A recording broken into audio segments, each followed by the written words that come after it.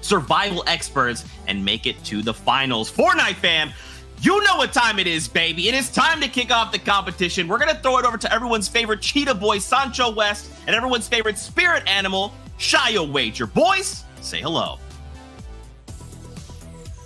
Welcome to Season 6 of the FNCS. We've gone primal, so it's time to adapt. It'll be your boy Shio Wager and the glorious Sancho West, helping you craft your way through this new season. The first session of Qualifier. Sancho, how you feeling, man? I'm feeling so excited. I cannot wait to see who's going to be the three trios to get all the way, bypass the semis, go all the way to the finals. Talk about an ultimate shortcut to set your way in the FNCS Season 6. And you're talking about shortcuts. We're on new paths now. It's all about the top three. It's a very different game that we've kind of been watching for almost a year now. Completely new stakes on the board. And Benji's the first one to land a shot and get clapped back. No way it starts like this. Everything is different. Clement just takes them out. Oh my goodness, this is the kind of battles and skirmishes that you find here at Pleasant Park. And already, Benji, Amplify, and Matzo in the hurt. But hey, Matzo claps back. Clement goes down. This is going to be a scrummy fight here, Shio.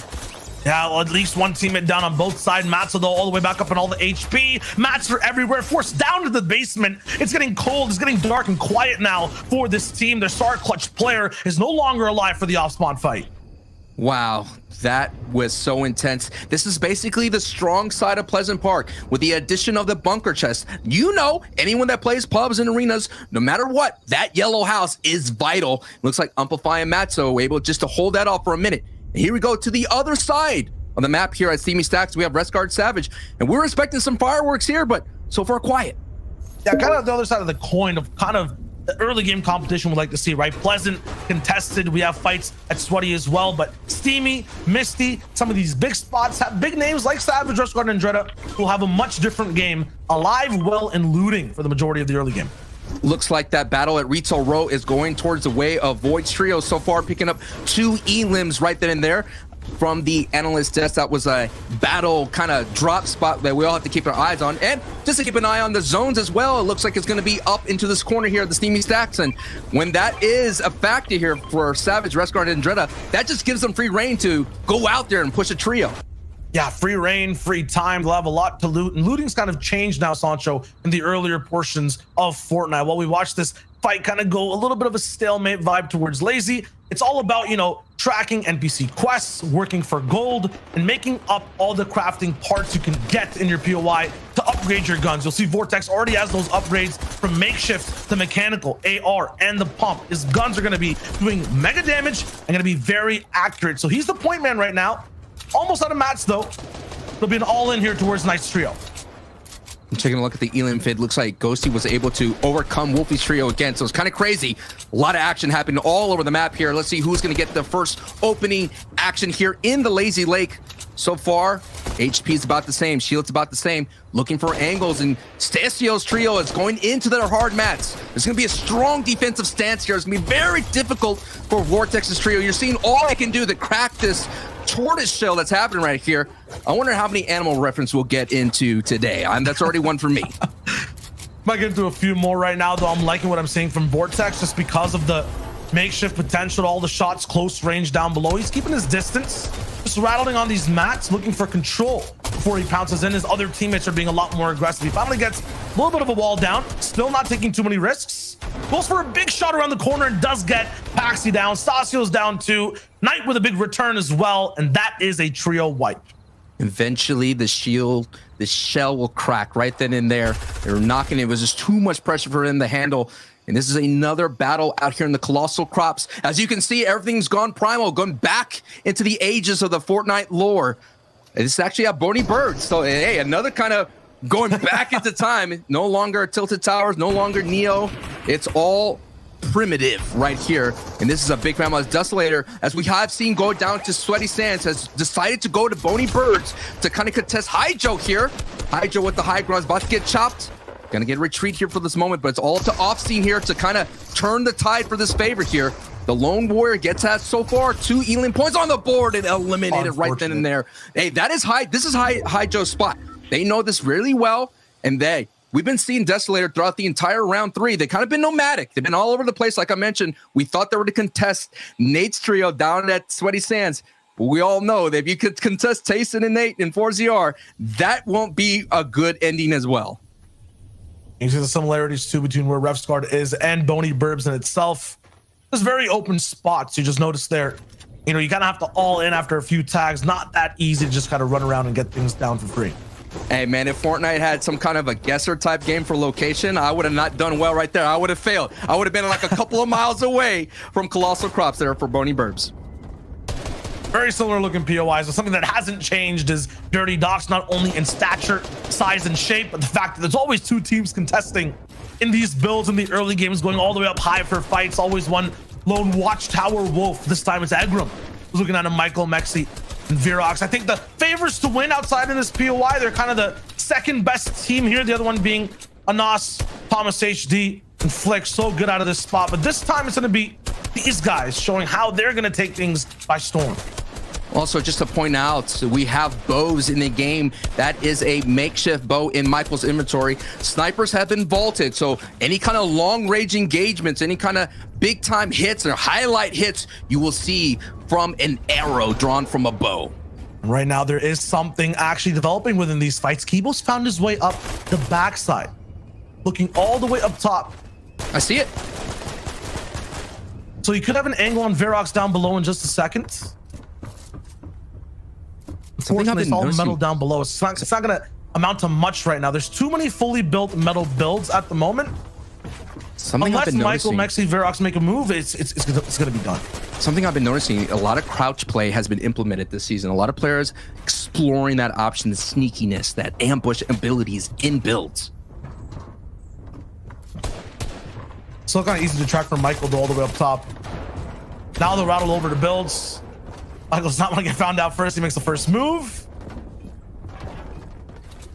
It's going to be stalemate on both ends. I feel like for this, the worst thing that's happening right now is just no developments on both ends. Yeah, Michael's jumping up for a few shots here and there, but it's all 3 players on the same side. That means they have an ultimate defense on peaks, but no fluidity in trying to gain space. Now Virox is pushing for it. 18 builds. Can he make it up top is a big question. Michael's made it. Virox is a distraction. Mexi's far away. He can land the beams.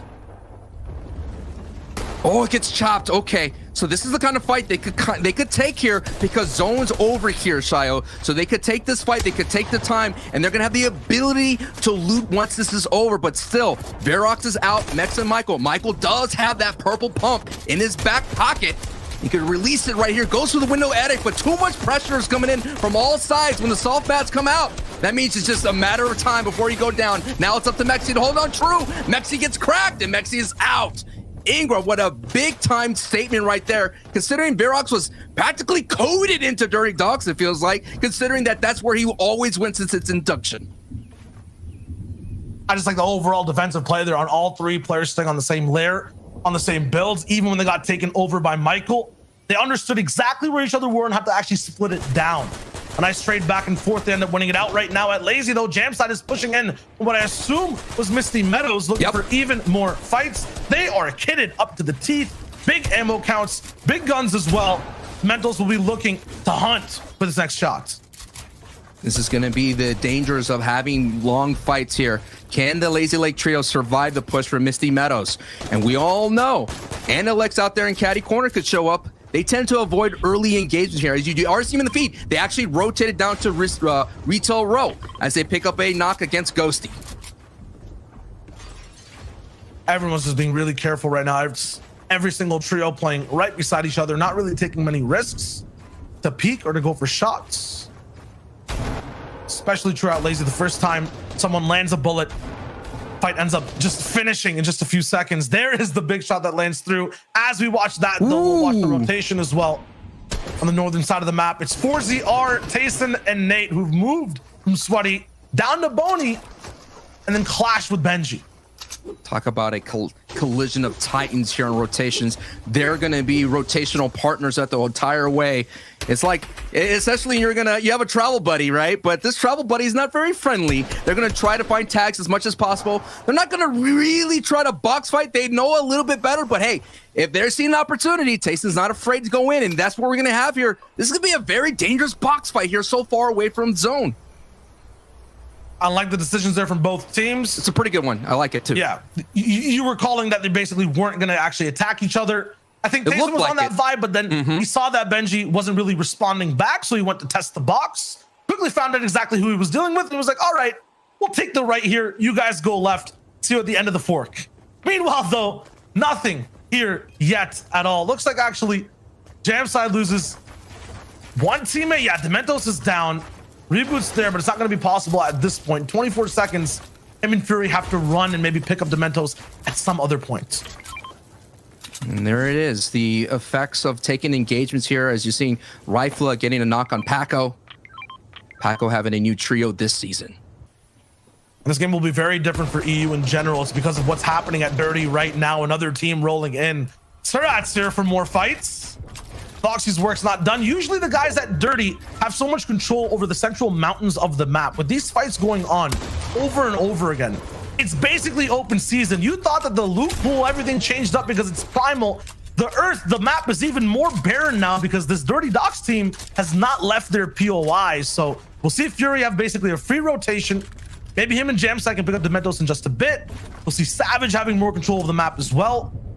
This team needs to wake up though and get out of Dirty, get clean, get a nice spot on a mountain somewhere close by. Hey man, but what a way to wake up to this alarm. They have basically 6 elims. This kind of plays into their favor. They don't have to worry about Storm Surge. Now they just have to be sure they replenish themselves, loot up, get as many heals and shields as possible because they already expended. Look at that. Look at that big build that you see right there on the left side of your screen, folks. A lot of it's already expended, but now they're going to have to loot, and all eyes are now on them as you see another trio out in the distance. But here's a trio that a lot of people have been picking to do well here. Remember, the winner of the first qualifier went on to do well, and I think they got the whole thing right at the end of the day. Yeah, no, Steamy is just an insane POI. When it comes to being uncontested, it's huge as well.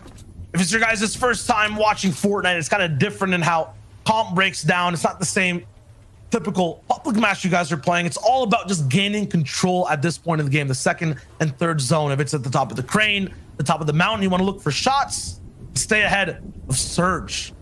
That's exactly what Savage and Dreda and Rescard are doing. They have such a good spot. Usually they're sharing kind of the same targets as a Dirty Docks trio, but as we mentioned before, they're not there, so they're kind of kings of the Eastern Castle, so to speak. Meanwhile, right now, no one really holds the throne. With Benji and Tayson's rotation path, it's just rough on both sides. This is kind of the dangerous rotation that could kind of trip up both trios here. They're gonna have to figure out, is it worth? I mean, they could essentially alpha them out of this rotation. But similar minds, that's what we've been seeing throughout the entire Fortnite, is everyone starts having the same kind of mentality about how to rotate, when to rotate. And now Benji's going to turn face and try to third party into this. As Keswick is down below. Valkyrie and Nakos, they're coming all the way from Coral Castle here. So this trio has been rotating all together throughout the entire map here. And now some shots are ringing out, and Nate's in trouble with a Stinkfish. That Stinkfish could cause a lot of white damage here on Tayson's trio. That has a larger cloud, harder to get away from. While it was all going down, though, 4ZR did slip into the boxes below. Falconly picking up that one. The shakedown comes through, too. They'll set him up for maximum surge damage, and they know that Tayson and Nate are right above them. These are 3 top-tier teams that we're watching right now. We have Benji, Matzo, Amplify. Just a very concrete team that knows exactly what each player's role is. We have one of the most interesting teams to watch as well with Falconly and Nakos with Keswick. These guys are basically coming in off of 3 different trios, all kind of misfits, all with such unique play styles, and now just playing the game. Qualifier 1, round 4. Meanwhile, up top, Nate 4ZR, Qualifier God Sancho pairing up with Tayson. You're looking at people who are used to winning back to back to back in these types of games, and now they have one of the best fighters on the planet, one of the best pushers too. Every single team here, including the one on screen right now, are behemoths. it kind of feels this is the theme, right? You have some trios that have been together throughout the entire time. As you see, Analex's trio came in 4th place in the previous FPCS. And then you have people with like just substituting one, like a duo sticking together, substituting one, like we saw last season with Benji and Matzo and Amplify, picking up Benji, of course. And then you, like you mentioned, misfits, just people coming from all different kinds of trios, scrambling all together. We've been seeing, tweets on social media, people looking for trios last minute. But sometimes that last minute, like you mentioned, kind of that chaotic energy could synchronize and synergize into a great placement here. Again, top 3 is what we're looking here, folks. Yeah, that entire conversation once again of, top 3 going straight over towards grands. It's just like, it's wild to think of. Usually it's like, top 7, top 10. We had very different, close to double-digit situations in the past. But at the same time, right, now it's not like that anymore. Now it's really about the upper echelon pushing all the way towards the top. So we're going to take it a lot more seriously. The scariest part about this spot as well, in past seasons, it's really easy to end up shooting here, getting big damage down in the position you are with Savage. Now with the bows, it's so much scarier to go and over peak your builds and look for shots. They're silent. They come from long distance. Seems like they're kind of easier to shoot and they do big damage.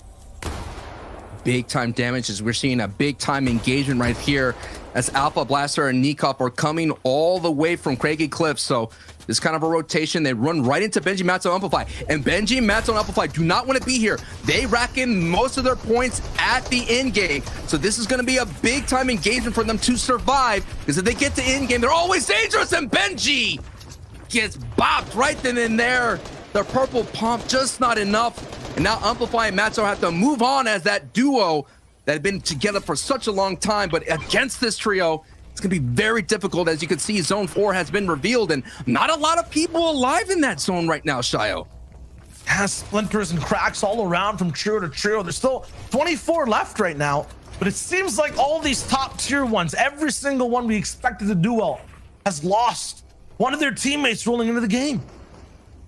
And that's what we're going to expect here. Last time we had in the FNCS, you're going to see solo performances. You're going to see pop-offs. But, in Season 4, you saw those solo clutches because the power of that pump shotgun was able to ring true. Some craziness like we're seeing the NA East with Day doing some insane things. That's where you're going to see again.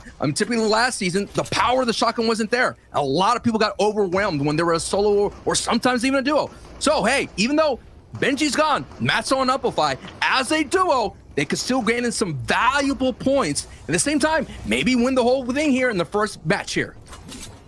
We saw that stat on screen earlier on. It was all about the elims for these guys. Almost had, what's it called? More than 5 every single game. So yes, now rolling into this one with this zone, everyone's actually outside of it, so they have to move in. Red Squad has one of the best positions on the map right now too within the zone, but there's only one team that's really up top on a mountain looking in one of the best spots. We'll see them in just a second. Look at this base though. Snagged, Savage, Amplify, Pablo, so many different names here. Savage is looking high and dry in this one with Andretta. Everyone right now 400 damage above Storm Surge almost, so they'll just watch and wait, maybe go for a few more tags here and there. Not really looking to all in anything so far. Taking a look here, 9 full trios are already gone. So like you mentioned, Shia, a lot of duos and solos out there running around. Joe getting a complete elim on Ghosty here. Crizzy goes down here from Gogos. Gogos, a new name, trying to make a way up to the finals here, but Savage is creating so much pressure, looking for that refresher with that valuable harpoon. You're taking a look at the inventory from Savage. Not a big power weapon in that blue pump, but that's the power of the harpoon. What a phenomenal upgrade to that purple pump. Yeah, and the reason the loot's all down there is because Matzo is the sole survivor of him and Amplify clashing and crashing into Snag's trio. So they go 1 for 3. But it's just Matzo now left over. And, they're kind of on the same record as yesterday. 6 elims, still have a lot of points. 17 in total right now. With this rotation, it's just him. It's 1 player's worth of mats against 3. He is down 2 whole tiers compared to every other squad. And the difference from last season is placement points already doled out. Last season, placement points were doled out in the top 17. So Matzo could survive this rotation. He'll get some valuable placement points. So that's going to be a big factor as well. And also in that top 3, we'll keep an eye on his placement points are different as well. There wasn't that big jump between 4th place and 3rd place. We'll get to that soon. Right now, we're going to keep an eye on these engagements right now. Can Analyx, Snazzy, and Xqueeze, who tend to pop up in game, they haven't got a single point because they're waiting. As you can see, they have a great opportunity to rotate and maybe steal height away from Monster's trio. For leaderboards and ladders, it's all about being close to the top. It's very similar for this zone as well. We're going straight to a mountain. The higher you are, the more power you have, the better you feel. That's what everyone is rushing towards. Everyone down below is way more scuffed. In poverty, basically, they're forced to fight each other. Ref Scarred going down. Savage and Andretta were such in a good position before, but now everything looks doomed. He finds Andretta, though, for the pickup. Harpoon's on his walls. What's happened here? This is catastrophic. So much pressure happening right now. Andretta's gone. Savage, the dream hack champion from Anaheim. A lot of people out there on the social media were saying he is the best player in the world. Doesn't really have the opportunity to kind of show it as a trio. He's gonna have to do it as a solo now. But so much pressure is happening. You've seen the beams coming from right play here and save it. He's gonna have to get off this layer, get off the layer, and move up as fast as possible. But now it's just a matter of moments because look at the pull that he has here at Zone 6. This is the first moving zone. You always just play pubs in Fortnite. Right now, the zone is just going to move into the storm. So this is going to make things a lot difficult for anybody, especially Savage being a solo. It's all about religious fractions today because none of these god trios are whole. It is absolutely disastrous for every single top team. There's Matzo and Savage beside each other. The teammates, the prestige, not there beside them anymore, you know, in terms of the potential they have to end up winning this game. Egram, Kibo, and Vox will end up moving forward. Everyone's now on a steep incline to move up this mountain. But remember what I said before. The higher you are, the more power you have. It's Wanless, Podesai, with Ro, who are looking so good all the way up top. They have the control. They have the decisions to make on how to stop teams from moving forward. A lot of this lobby here is going to get buried by that mountain that you talked about. Everyone on the low ground is working their way up as fast as possible. In this kind of meta, not a lot of movement, no bouncers, no launch pads, anything like that. You're going to have to tarp your way up, and you're seeing on these rotations, Matzo, who is, oh my goodness, I was going to say, who is the tarper for his trio, knows how to navigate that. But hey, when you're by yourself, that just puts you a big bullseye on your back. And like you mentioned, Wanless and Podesai are sitting at height looking good. Xqueeze, Snazzy, and Alex.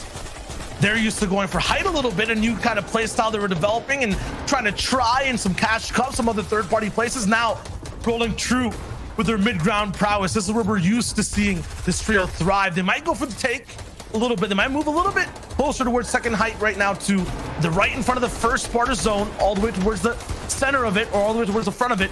And they're looking good to actually take this natural low ground that's also going on a second hill. Now it's basically washing back over. So that gives Podesai Wanless an opportunity to send more beams, but look at all they have to work through. So they're not going to be able to get a lot of elim. So expect them to kind of hope for the victory royale, and maybe all of them down low have to be on soft mats. But look how AD and Astro Hardfire are moving together as a trio. They kind of found their way out of the dirt, but now they're up into metal walls. Oh, this is tough. This is tough. Different world. It's all steel works. They're looking for big shots. There it is. The first one lands from AD. He's looking for more. Trying to go all the way past the walls, but they can't actually break through or go by. It's so close. 2 seconds. One. The harpoon pushes, but there's no shot. No, and they all go down. 8 zone now. Kezix finds a pick. Juan is still up top with Podesai. They're just a duo. No trio here. They're kind of rattling down on a Snazzy, Analyx, and a Xqueeze. Nothing happening there, but there's a new contender who's here to play. We'll see Blaster, Nikov, and Alpha ready to get a spot to the top 2.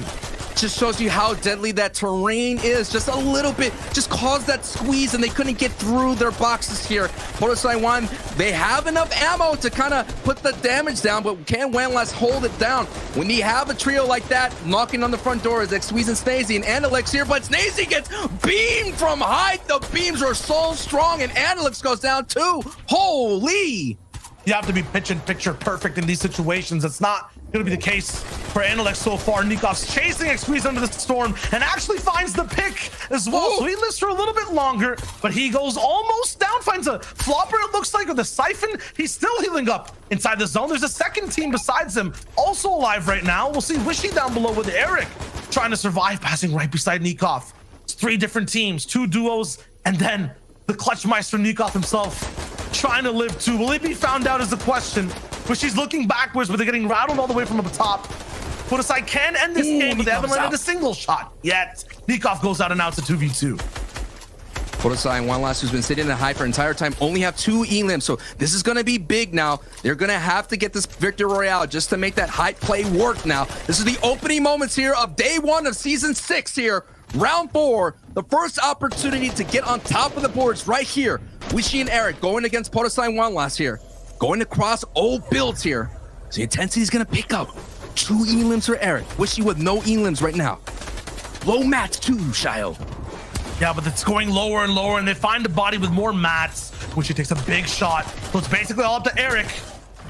In about 10 more seconds, Wishy will go down to the zone. It just takes 1 tick. They're on the wall. Big shot comes through, Wishy. Can you fly? Wait a minute. You can't. The pressure from Podesai is too high, and they end up the winners of game number 1. Whoa, what a scary 50-50 right then and there. It comes down to no heal-offs, no nothing. It's a good old-fashioned box break in there for that victory royale for Podesai's trio. Yeah, sometimes you got to brute force your way in. Really impressive, though, that against trios, against so many different squads that were alive, they did that as a duo on high ground. So many different types of challenge, you know, different players as well. They held their way through all the way towards the very end. I thought the most scary moment for them was Ann Alexa's trio. They were second from height. They always looked for that opportunity to take height in those last moving zones. And the beams that were coming through was just too much for them to overcome that. Yeah, we'll see exactly how high ground looked that game and more specifics and how things went down early. Analyst, what you got for us on the desk? Guys, thank you so much. A great way to start the FNCS. I gotta say, a lot of these early game fights, there's just so much respect around the table. You're watching these trios just kind of sizing each other up like, no, I could take this, but I know who you are and I gotta be careful and mindful of that. A great win, though, coming out. How are you guys feeling after this first game? Did it live up to your expectations? Were you hoping to see more or less? Give me your thoughts, Reese. I mean, I don't think we really talked about Podesai's team at the top of show at all. I don't think we put respect on him and his trio's name, all honesty. But, you know, his performance was really, really big. But, you know, another team who we thought potentially performance was going to be big from was Manto, Benji, and Amplifier, right? We talked about them earlier on, kind of right at the start of the show. We thought this was a fight that was going to be really, really important coming out of Pleasant Park, right? We saw the fact that he was being contested straight away. We saw Benji land, and look, hits the 80 shot instantly, and you think this is it. But no. That's not how that goes down. He ends up getting 1 pumped back in return. So really, really tough for them. Then we saw another one of our top teams, 4ZR. We saw Tayson, we saw Nate. We were kind of following them on rotation along the way, another favorite. But 4ZR actually ends up getting dropped down below, and this is why you got to pop those kind of cone and floor underneath you below, just to make sure you don't get dropped down. Ended up happening to him. Yeah, it was really interesting. I think I was really excited to watch that game. Of course, not surprised that Podesai's trio is sitting there in first place. I just want to highlight Blaster, Nikov, and Alpha, right? Because for me, when watching throughout that game, you know, there's many points in mid-game where we saw, you know, the likes of, you know, Nikov's trio themselves. You saw Benji's trio at times, Tayson's trio at times, sitting along that sort of storm line, right? When it got to about 5th zone, you see so many teams on congested edge, and nobody wants to sort of take that step forward to, you know, position themselves to get to zone. You know, things look really hectic. And this trio in particular, Blaster, Nikov, and Alpha, you know, they committed the hard mats to be able to, you know, tarp into zone, right? This is like way earlier than before endgame, and they committed those mats to put themselves in a strong position so that, you know, they wouldn't have to worry about the cluster, right? The cluster that eventually led to Savage and dropping down, the cluster that led to Matzo eventually dropping down, right? They committed the mats to do that, and it meant that they were able to position themselves in the endgame, and it led to 3rd place, right? So definitely really good for them, and a bunch of other the top trios who you'd expect to be really high up the standings there as well. So not too many surprises, I'd say. Well, no team, you know, we didn't talk again as much about Eric and Wishy. You know, any team can really pop off right here, and they played a really, really nice game. Again, they were left as a duo in that end game, but one of the things that kind of Podesai did really, really nicely to actually pick up the victory royale is notice how they didn't have any heals, didn't have any heal off potential, and because they didn't know what the team down below them had, which ended up being Eric and Wishy's team, they just psychoed. You see them phase through the roof. They're just getting in. They're double spraying, phasing straight through and jumping straight into that box. And notice that's what these teams are going to be doing when they have low white heals. They don't have the floppers. They don't have the ability to kind of pick up 2 white heals and win. And if that team of low ground can, you got to make that cycle play. They played it perfectly. Not a huge amount of eliminations, being only 4, but still picking up that victory royale in that first game, top of the leaderboards after game 1. Yeah, I like that. Just making sure, like you're saying, if you know the other team might have those heals, just saying like they're going to win. So the best thing that we can do is just go for it, right? And for them, it worked out. And I gotta say, for MXR's trio, my mind, these guys had 3 wins coming out of yesterday. right? And now here in round 4, they've already got themselves a win, so they're looking real strong, right? This is absolute trio we have to keep eyes on, especially as we move to the remaining 5 matches. Boys, what are you hoping these trios change going into the remaining 5 games, right? I like the sizing up of other trios, but I feel like we got to be a little more aggressive if we want to start moving up those leaderboards. Yeah, one of the things that I really wanted to notice there was, we saw Mr. Savage's team, our predictions, me and Lemon's predictions, being in a really good spot on third zone. They were on the high ground. They were on the pylon, sitting in a very, what would be an ideal position in the third zone, but they weren't able to capitalize on that. And what I want to see is, I want to see these teams, whoever it is, not just our predictions because we're biased. I want to see anyone that's set up in those good spots, really playing for their best and making the most of those positions and not kind of, making an unfortunate play, losing height later on to moving and not getting the kind of mats and kind of points that you should be able to out of it. Yeah, I think I really want to see sort of teams, having that foresight to think ahead, right? You want to be proactive, you want to be reactive. I think too many players have things set in their mind of, hey, we must play edge here, we must play center this zone, right? Sometimes you have to react to the lobby, react to what's going on around you. If you see a bunch of teams gathering around the edge of the zone, you don't want to be there as well, right? It's not going to end well for you a lot of the time. So sort of being proactive, being reactive to what's going on around you, being able to adapt, right, is going to be super important moving forward. Absolutely. I think that's going to be the key word for this weekend. So we'll have to see which trios can adapt to the situations, because it's time to jump back into the action. Shy Wager Sancho, back over to you guys. You know what's better than one top tier performance? 2 back-to-back top tier performances. Let's see it from Podesai, MXR, and Juan. If they can do it again, get another win, because a lot of the times that first game is sometimes a fluke. Yeah, hey, you know what? I will always take a fluke victory royale than no victory royale. That's what's always best. And what a good way to put your best foot forward here in day 1 of the season 6 competition here. And remember, top three get in, Shia. And we're talking about that ultimate shortcut. This is what they're all competing for that chance to join Hen's trio, that chance to join the Deals trio, and of course to join Thomas HC's trio. And look at what has gone down. Last time, Benji, Amplify, and Matzo were able to walk away victorious. But man, Floki, Decepticos, and Clement, man, I'm getting flashbacks of season 4, FNCS Chapter 2, where Benji's trio, you remember, with Lechi and Savage, they were competing out there in Doom's Domain, going toe-to-toe against Vidil, Aqua, and Noah Riley, and it just went back and forth, and so far, man, that I don't know, Shio. I don't know, man. I'm hesitant. I'm nervous. I mean, it's a backyard brawl now, right? It's literally on the lawns of these houses. Before, it was like a little bit strategic. You could go through all the porta potties, be downstairs in the helicopter base. None of that is there this season now. It's just raw. It's primal, so to speak.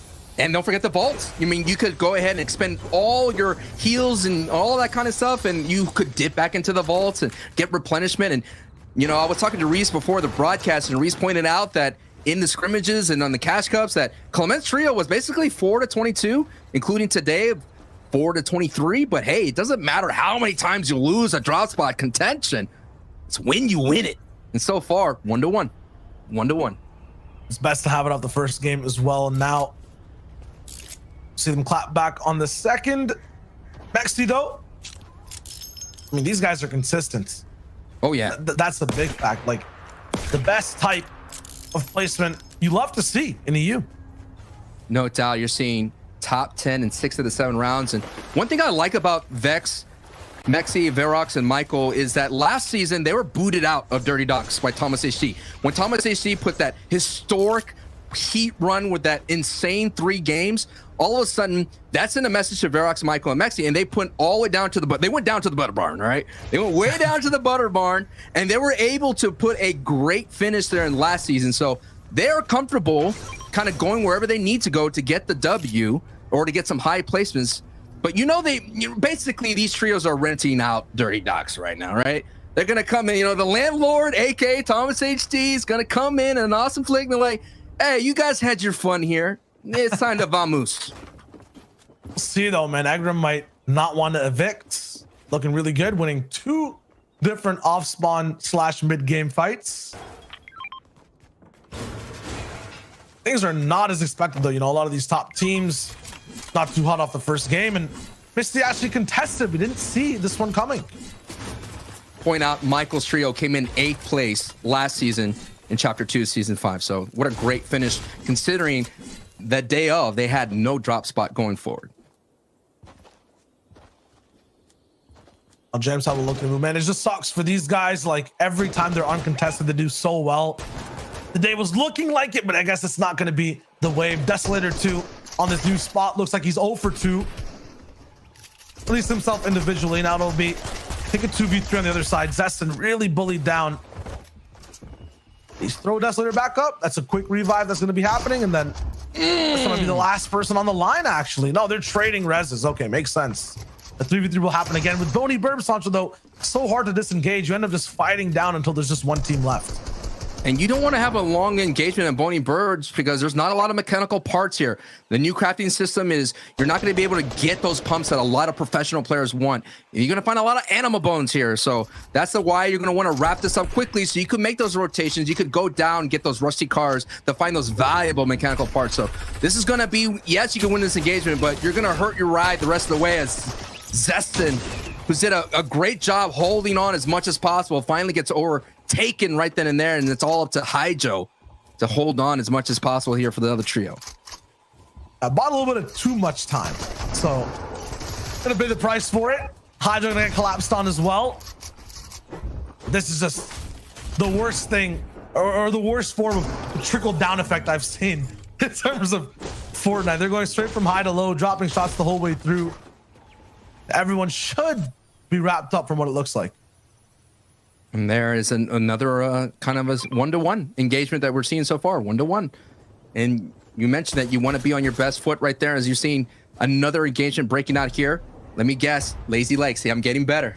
Getting better at the location guessing right then and there. Hey, hey, hey. Hi, Chris here, applying the pressure here. Night Vortex, and they were in that scrum at the early on Lazy Lake. I always feel like Lazy Lake is so strange to me. So like all of a sudden there's always multiple trios contesting, and this spot got a little bit more juicier with the introduction of that bunker chest down south. But I always don't like seeing teams fight here too long, because like I mentioned, Caddy Corner could show up, Retail Row could show up, and Misty Meadows could show up. We saw Jamside literally make this crazy rotation early and showed up here. So these are the kind of engagements that, yeah, look, Jamside's already here. He's already competing, already fighting. Yeah, when you split Misty, there's not much left to get, especially when you're so good at looting it. And the speed of these guys is insane when it comes to actually looting up, which is why Lazy ends up getting just completely bombarded with different trios. Still be the farm game, though, for Hycris Knight and Vortex.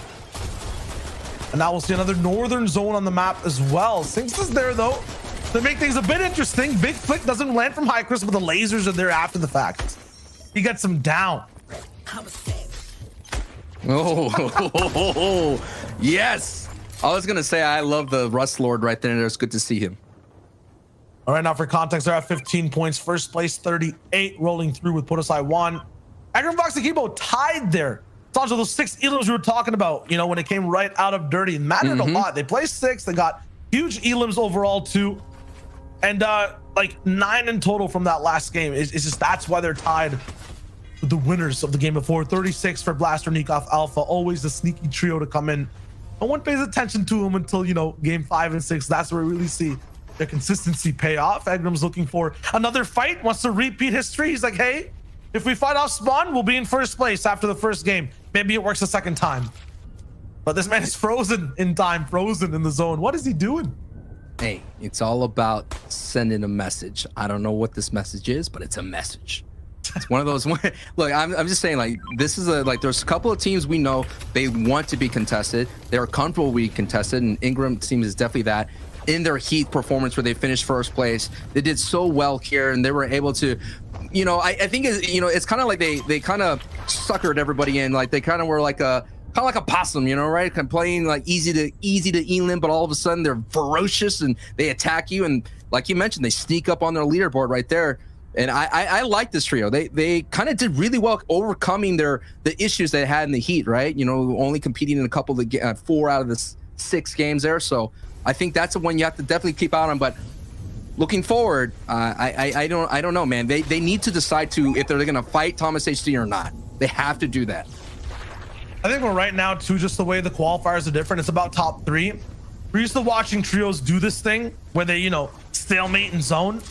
and still end up with a good result at the end of the day. They end up top 5, top 10, but to be in top 3, you can't have moments like this at least every game. You're right. Magnum as well. This is very so important. right. These guys are in second, essentially in first right now, right? Like they're tied. They need to upkeep the momentum, take control of the game. Right now, they're just playing so reactive. They need to push forward. We see Podesai, MXR, and One have done that. In a nice central spot for where the last zone was, and now they have to move again towards the second. Really good though for where they are. Yeah, for last season it was top 8, but that only got you to the semifinals, the next stage. We're talking about top 3, getting you to the end game, getting to you the money. That is what's at stake here, and this is what they're fighting for. And they don't have a day to think about it. It's 6 games right here. We already have 1 in the bank, and this is our game 1 winners right here, right now.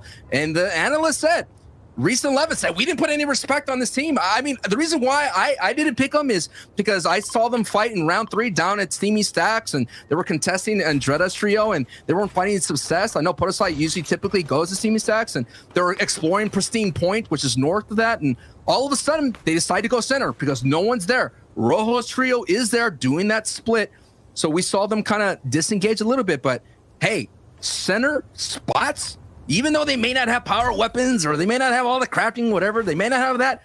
It's all about positioning. And we all saw in the previous game, Benji's trio with that crazy rotation alongside with 4ZR's trio, they wounded themselves so much they didn't have a great in game. We're talking about Benji also is with new teammates. MXR also making the switch from teammates. One team that stayed the same, not only in names, not only with the teammates, as you can see with Nikov, Alpha, and Blaster, but with style. Have been these 3 guys. I mean, last game, sneaking down ultimate low, clutching up in the storm like Nikov always has done, event to event. It's still there. It's classic gameplay reigning through till even the primal times of Fortnite. Speaking of primal, you see the mechanical bow in the inventory. There is a primal bow. This is a very dangerous mechanical bow. It has so much headshot potential and damage as well, even a body shot. And we always saw what in competitive play, yeah, you watch those clips on social media, you see the highlight snipers and whatnot from previously, but in competitive play, those bow shots open up pathways. They open up height retakes, they open up crazy rotations, and more important, they open up engagements. And Shayo, you already hit on it. It's silent, but it's really, really dangerous as well. These guys are attacking Nebs, Waze, and Bubak about, I would say, 500 to 400 meters away. These bow shots are taking place.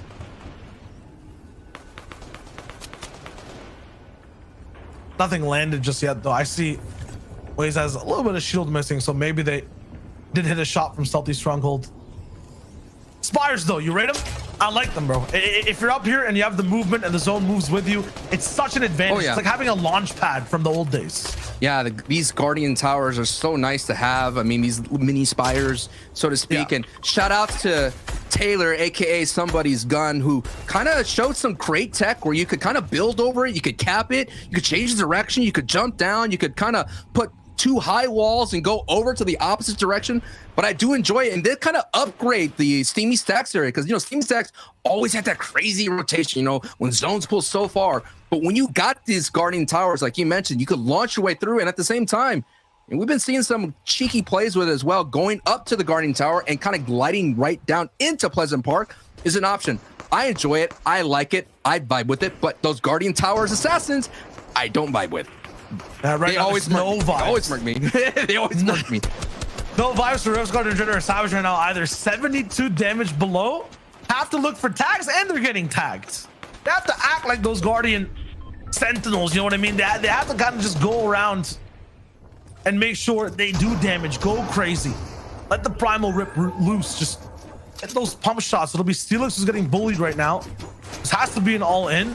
Storm Surge is active. There's a first hit from Ref's Guard. Ooh. You can take a few more. Second one coming in just a sec.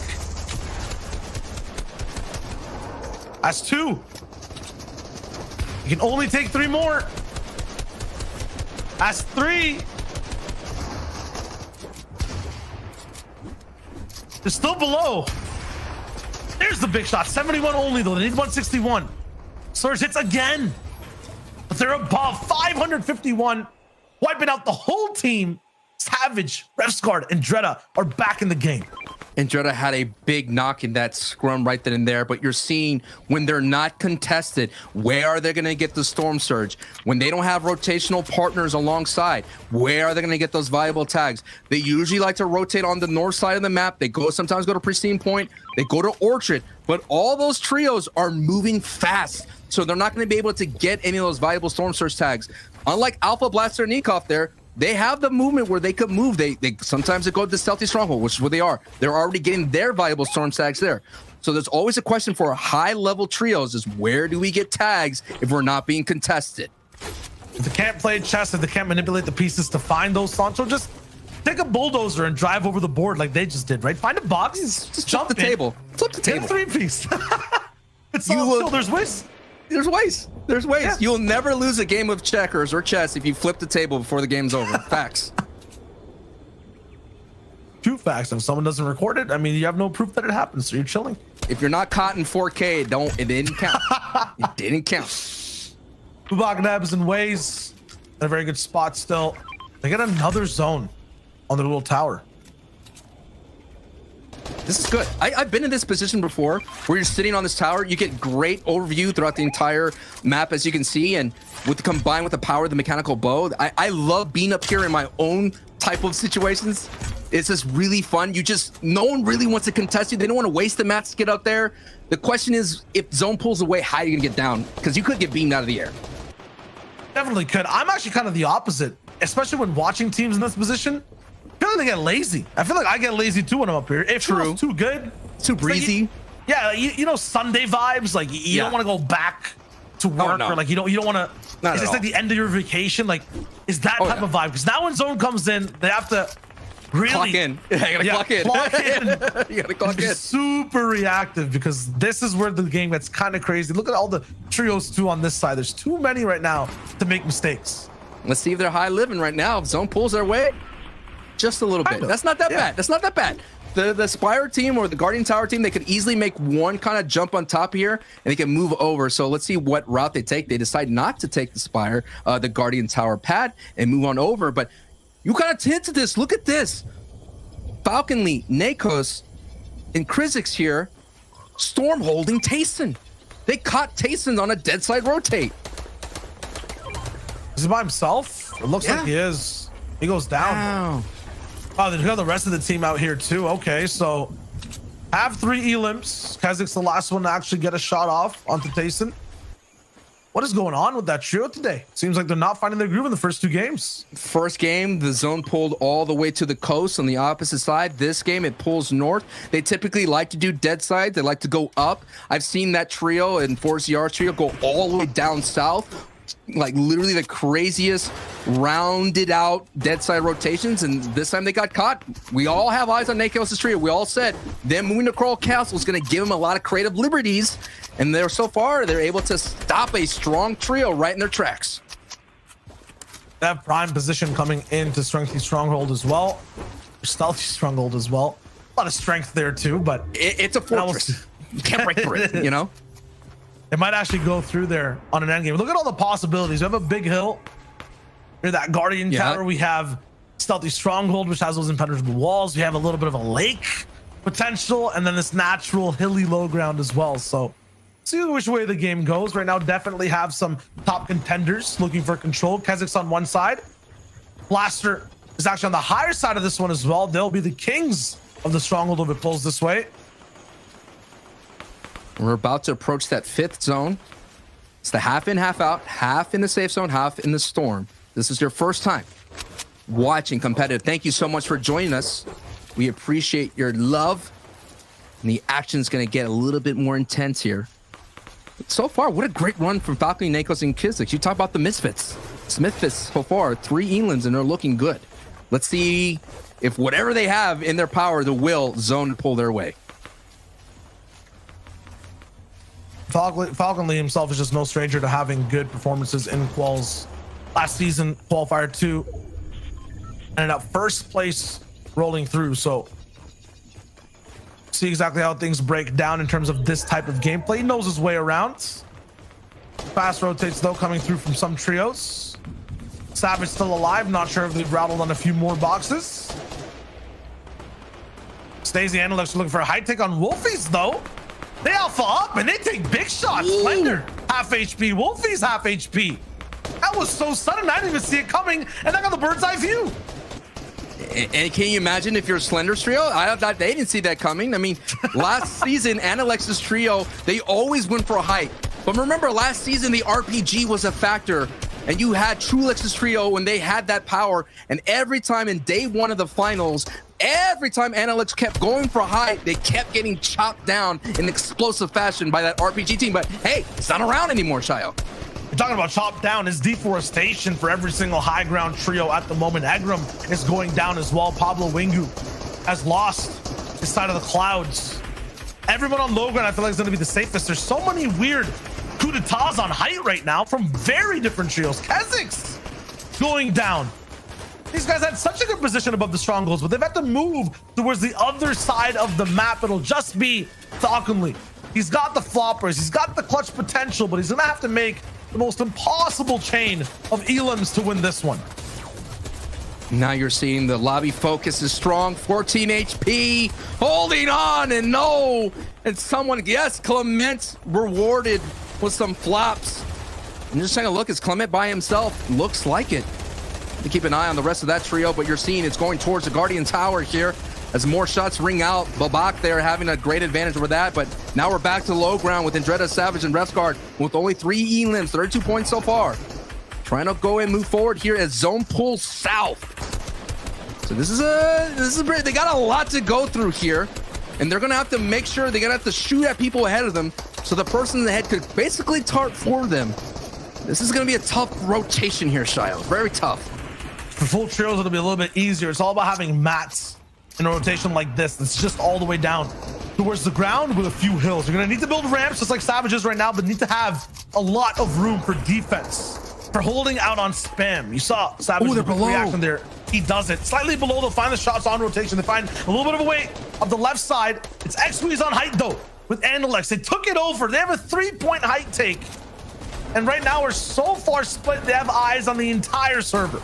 And I could tell you how they took height without you seeing it, Shayo. It's the pepper, the spicy height retake. That is how they did it. They do it all the time. Caddy corner with the nom boxes gave him the power. And look, Snazzy still has 3 peppers, and he is flying and he is cooking. The scariest thing though is that I've seen these guys a little bit in cash cups and in tournaments just a few weeks ago in these positions. By the time 7th and 8th zone comes in, they get retaken again. So this is going to be the ultimate test here. And the FNCS qualifiers holding this height in positions where they've lost it before, but every trio that can contest them, Savage and Andretta Refsguard, top prestige, being splintered. Andretta down, now a duo game. 300 mats for Savage 2. This is tricky. This trio tends to run out of hard mats sometimes.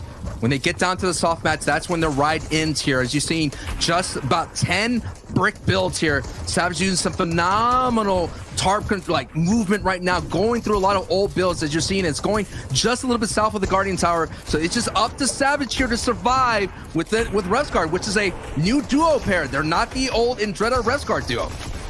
And right now it's really smart from Savage. Every time there's threats, a box soft towards mats, the right or left, he puts a few more builds down to make sure right there that cone that no one can come in. The Winslow comes in. Replacement, pyramid, goes down, but no shot. Shadow from the backside. Looking for a big shot too. Does not actually find a connection inside.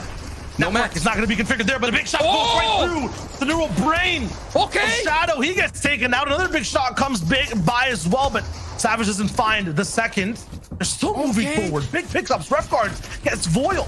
Stomping goes down. These guys are on point right now. 4 elims for them while they're active. 3 on Andretta's dead body. Big shot from all sides, though. His ankles get chopped down. And toes, all that here, man. Just a little too much, but Refsguard still on. Refsguard still going. Can Refsguard get that valuable pickup here? The Storm is just too much pressure. And Alexis Trio X-Squeeze are sitting at a high rate. Boo back right there with noobs. So that's going to be a factor right now. Snazy now out of peppers here, so he's going to go all the same speed as always here. Can Andalex, Snazy, and X-Squeeze here get the elims that they need and the Victory Royale? It's a top 2. They have height, they have position, but everyone down below has all the mats from every single siphon we've seen so far, so definitely have a lot of fuel. to be in this race. Waste though, looking for the big shot from the front side, does not find anything that really connects significantly. Stacey though is taking down a lot of HP. Nebs takes a big trade. No one's dropped down on all sides. That's the scariest thing. And Waze is going to be the one to kind of defend it. Still, they're running out of Master Sancho. This is going to be a tricky one. The scariest thing right now is the gold pump in Nebs' arsenal. He could get a big peep and a big time hit. Stacey goes down. Booback is coming up. The high ground coming up, but no, Nebs does not cash in with the big power pump. And Squeeze almost clutches, and Waze and Booback walk away with that victory royale. And wow, an unexpected finish right there, considering that and Alexis Trio had that dominant position there, Shio. Had the dominant position, but they found so many upgrades low ground. The gold pump that you called out, 198 damage, I believe, on the head of Andalex. He gets wrapped down from the backside by Waze. That was a picture perfect victory royale. Like, we honestly need a review on that one. That was fast. That was fast, and like I said, the spicy plays are happening left and right, and we're seeing the EU region be so aggressive. Usually they have a lot more passive play, but so far, Storm Surge not a factor here in the qualifiers. Yeah, for that game, I would say that it was a little bit more position versus power. So with all the other themes that were going on throughout that game from early to end, we'll have to bring in Zeke, Levin, and Reese to show us actually what went down. Okay, all right, Waze, Nebs, Booback, big victory royale here in those final moments, and Alexis Trio right behind him. How you guys feeling about that win, boys? Very, very excited about that. Waze, Nebs, and Booback, they really, really popped off there. They were consistent on low ground. We always have this low ground versus high ground conversation every game because it's, the high ground team has the advantage. But right deep here, this is what happens when you're a high ground team like Andalex and you don't have harpoon ability to get more of those materials up and refresh. We kind of watched that in the game previous where they didn't have the materials or the heals to keep them on that high ground. Here, they just had to go for that cycle play. The players on low ground, which was, Waze, Nebs, and Boobacks, popping off with their elims. They got plenty of materials. They're fine. They took the good angles, hit the big shots, and just picked up the victory royale as they needed to. Yeah, I think, it was sort of a shock finish to some degree, right? Look at the way the game's setting up. You definitely expect Andalex Trio to close it out, especially with all the experience they have. We highlighted them at the, top of the show. Still a good game from them, right? Coming second place, a lot of points were acquired. I think, shout out to Waves, Nebs, and Booback for picking up that victory royale. It was definitely sort of against the run of play. Even though they were popping off, like Reece said, you always expect the high ground team to sort of close things out there. So hopefully they'll be able to refine that, each game they're getting closer and closer to that victory royale. So it's coming. I'm sure it is. Yeah, game 3, that could be their time, right? We think game 3 is going to be the Andalex, but what we really want to talk about is just their pure ability with the peppers, right? Yeah, so, last season, Reese, you did your whole VOD review thing. This is my time now to shine. The 11 VOD review is here. And what I really want to just sort of get into when I'm talking about these guys in particular is their ability to sort of use peppers as movement, right? The casters sort of highlighted this season, there isn't necessarily all the movement and rotational items we've seen in the past in Fortnite. And so pros will look for the next best thing. These guys are able to save so much materials using peppers to rotate and first moving, right? In the game 1, at the end of first moving, by the time it had finished, they had the most mats of anybody in the lobby, right? So, eventually that sort of adds up and it leads to them having games like they've had so far. And it's the reason why they're sitting there in 4th place. But at the top of the leaderboards, their French counterparts, Blaster, Nikov, and Alpha sitting high and, somewhat comfortable. I don't want to say comfortable because it is just a 3-point difference with Nebs, Booback, and Waze sort of sneaking up on them after that first game victory royale. Second game, sorry. Second game. Blaster, Nikov, and Alpha again. Previously I talked about Savage last game being center third in a good position. This time again, this game we saw Savage, Blaster, and Alpha in that exact same position. High ground, third zone, they were really, really looking to be dominant there. And again, they didn't really capitalize in terms of placement. They ended up placing 9th that game, but kind of uncharacteristically, I would say, of this team, they ended up with 9 eliminations this game. This team is a team that you would say is definitely able to be consistent in their placement, get up there, but a 9 elimination game in particular coming 9th, that's maybe a little uncharacteristic for them in my opinion. But teams that we kind of already talked about, Nebs, Booback, and Waze currently in second, they had a really, really good game. But in third, team that obviously names we're not seeing, the user team, which is Rojo McDebeast as well. And here they've actually placed 5th both games in a row, 7 eliminations and now 3rd. So that consistency really pulling them up the leaderboard.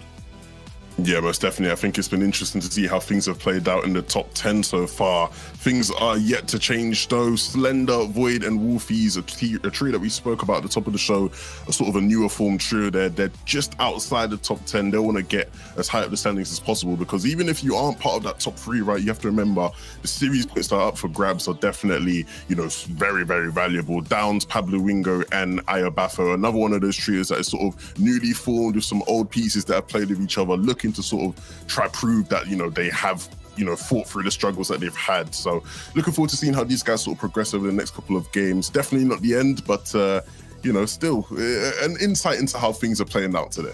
Yeah, and one of the things about that is the fact that most of the teams that you had there in that kind of 10th, 11th, under 20th spot is the teams we kind of talked about at the start of the show who are fighting. You know, we have Wolfie's team who's in 11th right now. First game, they lost the fight straight away, 32nd, just checking to make sure that's true. And then second game, they came 4th, but with 7 eliminations. So it's like, with all these teams here, if they're making it off the spawn and winning, okay, they're getting really high up the leaderboard, high up in their kind of that in particular match. If they don't, it's out and it's a 0-point game.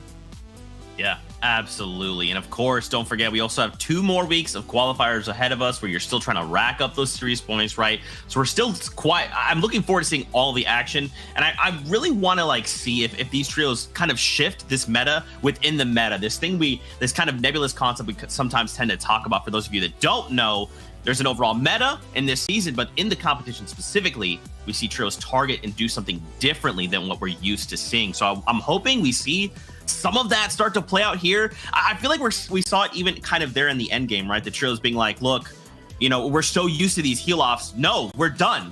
I'm just not going to give you that shot. If I don't, you're going to miss 100% of the shots that you don't take, right? So I want to see how this goes in the remaining games. But that's enough from us, because it is time to jump into game number 3 here in Europe from the FNCS. Boys, back over to you.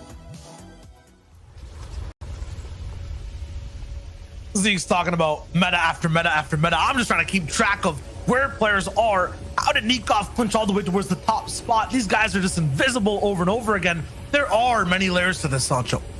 So many layers, and so many layers to this engagement right here, right now. This is game 3, and already you're seeing Benji saying it's not worth going to that yellow house. Instead, he's going to go ahead and disengage and go to the doghouse.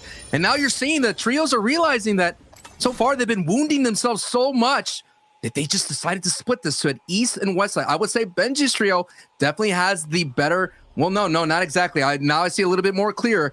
It is Clement's trio that has the stronger side, because if they get that bunker chest, they're looking really good here. But you're just seeing the effects of all these early engagements playing out here, considering we're at the halfway point here, Shayo. Yeah, Matto and Egram are kind of reaping all the benefits, even if they're not making all the early games. They have 5 elims each per game so far, and no, Benji. No. Gonna get past the fence. He gets taken down. These guys are looping around the entire POI in a taxi, getting these elims. They're hunting these guys down on and off the clock. Oh, some big tags there, but Decepto is able to hold on true as Floki is right there on the backside, and now it has become 2-1 to Clement Trio's way. And shades of season 4, no doubt, the ghost of it haunting Benji for this moment. And I may be being dramatic. I will say that. I may be being a little bit dramatic here. I get that, but we all know the way social media works. Drama, hyperbole, whatever you want to say it. I don't know, man. You know that Benji and Matzo and Amplify, like I always said, they want in-game. That's what they want. That's where they maximize their point output. That's where they get as much kind of danger as possible, right? We saw them in the finals last season get a victory royale. So far, it's not winning Pleasant Park. We're only halfway through. EU has this thing where, like, after game 3 ends up being a completely different qualifier we're watching. People make the most drastic changes.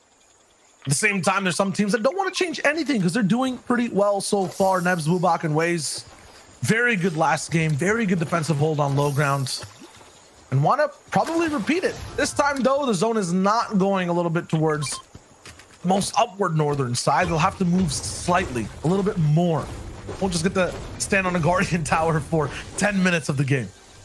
Hey, you were saying that they were on vacation, but they went ahead and got to work as soon as when they had to clock in. They have an average elims of 6.5. Their average placement is 7. All in total, they have 13 elims, but I think you nailed it right on the head. They got zone, and we all talk about that. And I think Levin said it best. It's you know, you have to make you can't necessarily let the game flow through you. You have to kind of control all that. You have to have the ability and the knowledge and the game sense to kind of control what happens to your situations, because you know zones go everywhere. People, one day it's going to be mountain zones, one day it's going to be aquatic zones. It's how you kind of adjust as much as possible. We're getting the first instance of a boar being introduced to this season. A lot of animals out there in the Fortnite island. Yeah, boars and wolves and raptors. And that basically what it is. It gives teams the ability to get some heals with the meat, as well as some valuable animal bones if they want to go ahead and convert a makeshift weapon to a primal weapon. It's a new kind of mechanic introduced here this season, crafting. What was your thoughts when you first saw it? Were you like, wait a minute, like we got crafting now? Like, what can Fortnite do? Break out my journal. I'm like, okay, so we gotta figure out exactly which parts are where, what's the strongest POIs. Right? I'm trying to metagame it straight up. Zeke was talking about it. It was like an extra meta on top of the meta. It was like, it just became so much more informative. I like it though. Lots of changes too. You have to remember that, you know, crafting is getting really expensive now. They got to adjust for inflation.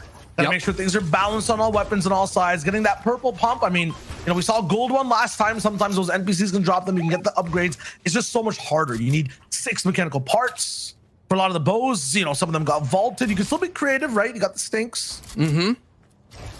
Got this and that here and there, but it's all about choice, which I like the most when it comes to crafting.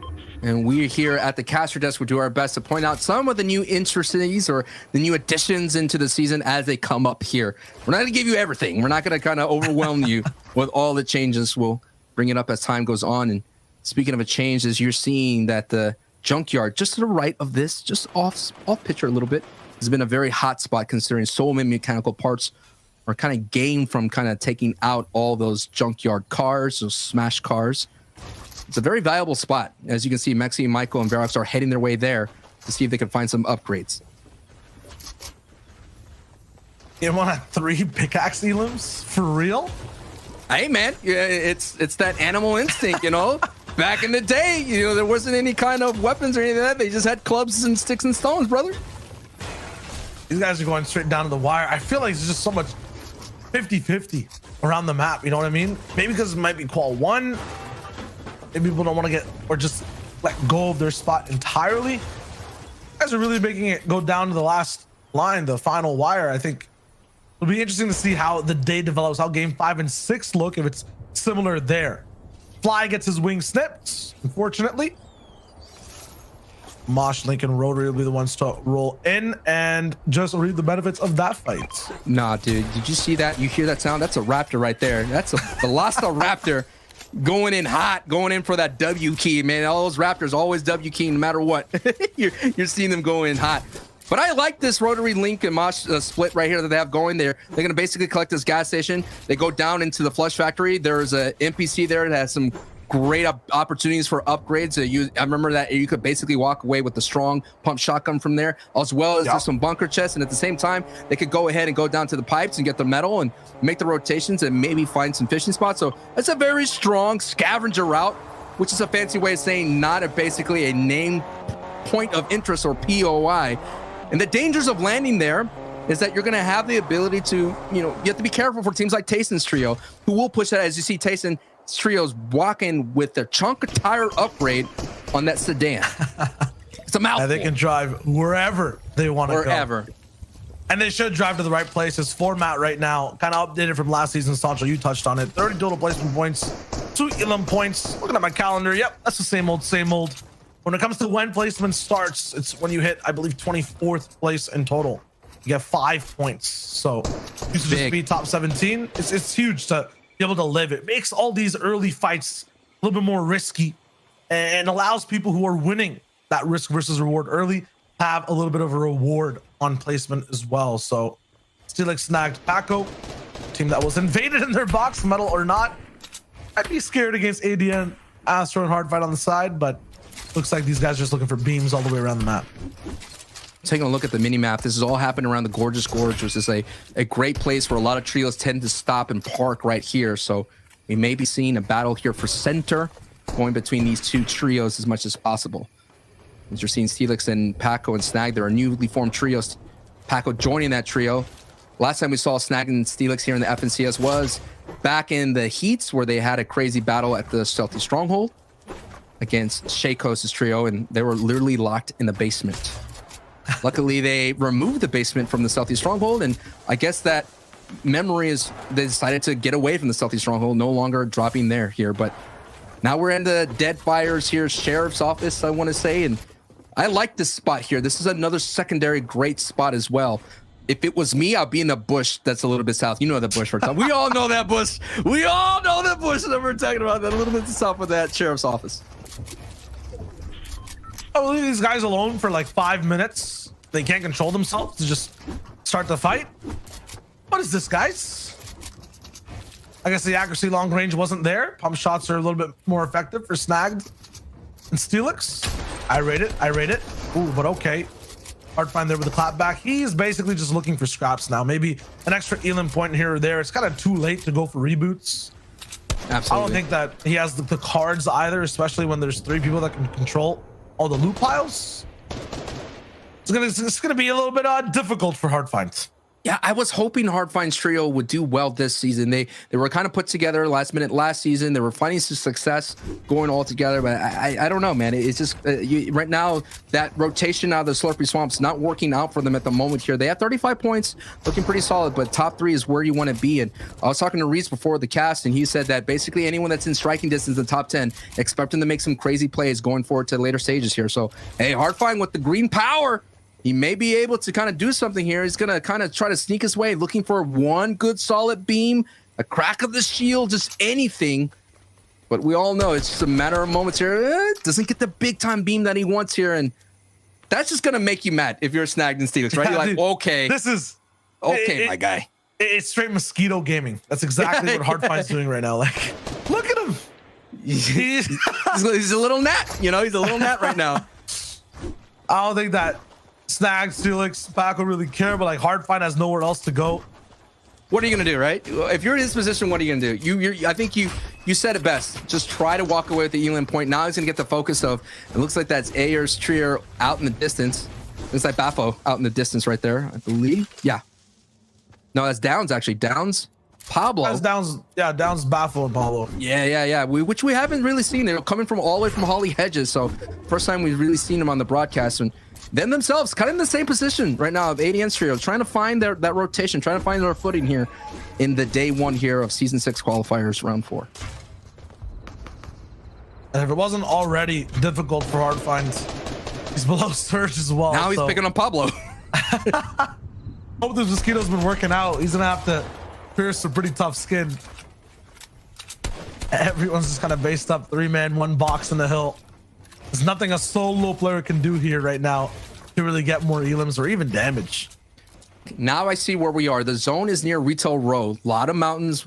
We talk about them a lot. The reason why we bring them up, folks, is because they're very dangerous. And all the in-game leaders, the IGLs, the captains of the trios, or the tarpers who move out, they have to navigate these treacherous mountainsides. So something to keep an eye on, looking forward. Last time Savage got a zone in this area, Levin kind of pointed out, I think it was Reese, they kind of pointed out that they didn't really capitalize on having it. They were sitting on the blue antenna for a long time, and they were unable to get that kind of big point game that they wanted here because zone was gifted to them right at that outset.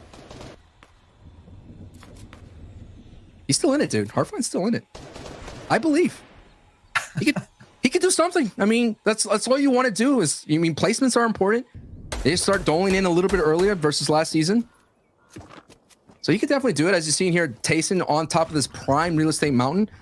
There's basically 3 or 4 mountains, as you're seeing, invested, right? 3 to 4 that they're going to guess to see if they're right. And they start to pull them, they're going to look good. But as you can see, everybody's kind of gambling on this situation here. Looks like no man's land in a war. These builds are burned down. Savage and Ferox definitely clashed back and forth. Maybe there was one gas can thrown down. Savage still has the potential for another, but these guys will have to move in just a bit as well. It's kind of funny seeing Steamy and Dirty, the right side of the map, basically box to box at the same time. Hardfind gets found out. Goodbye. It's a matter of time, man. Just a matter of time. All it took is a trio to really decide, all right, enough.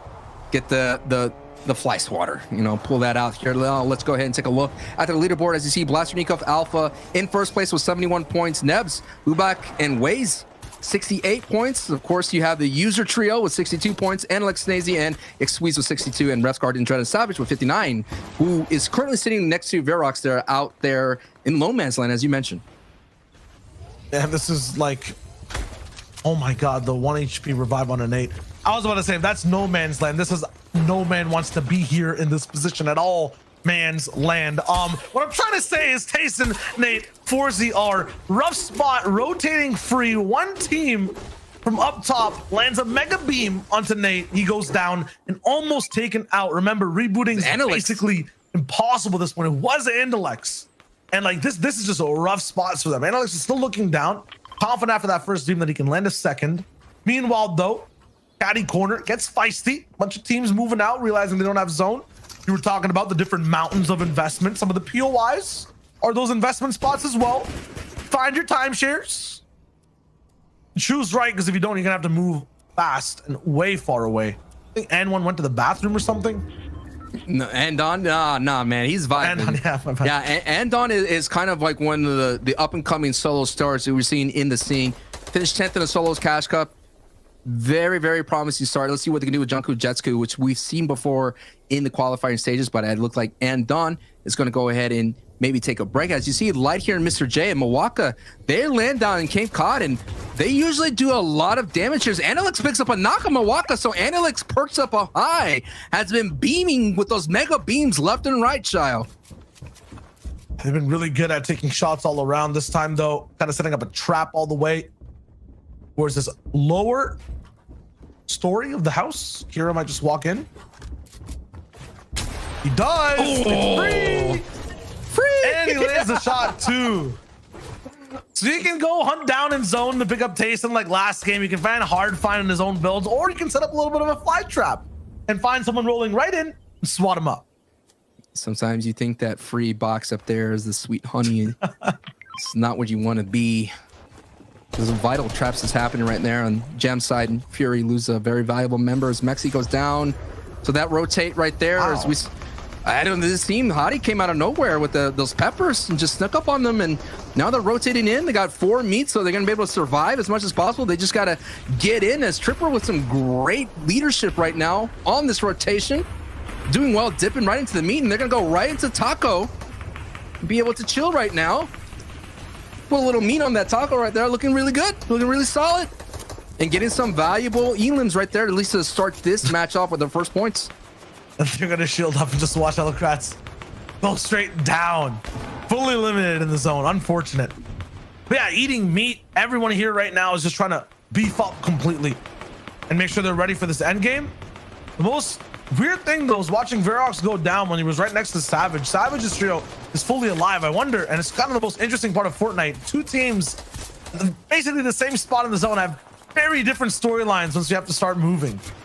Right now, Nebs, Ubak, and Waze, previous game winners, want to make sure that they have their best way going in towards the zone. Everyone who's trying to move up though towards the mountain is getting just beamed down by these landlords who are here, who basically are saying that, yeah, there's no room for rent. We don't want any more tenants on these mountains. Stay down, stay below in that basement unit. There's nothing available for you here. Wait. Slow down. We gotta say it's mom and dad. It's saying that you cannot live by yourself. If you're living under this roof, you're gonna have to follow my rules. And that's what Ingram is doing right now. It's Ingram right there, coming from Dirty Ducks, surviving that early engagement, had prime opportunity to move up early, and now he's sitting up there looking really good. Don't forget, Analyx's trio as well is going for those mountains as well. So some big time beams are sailing through, and the whole thing is, if you see a zone this way, everybody tries to get here as fast as possible, because they all know that the shovel could come out at any moment and you could get buried really quick. And look at this, Analyx so far, no knocks, but valuable Storm Surge tags.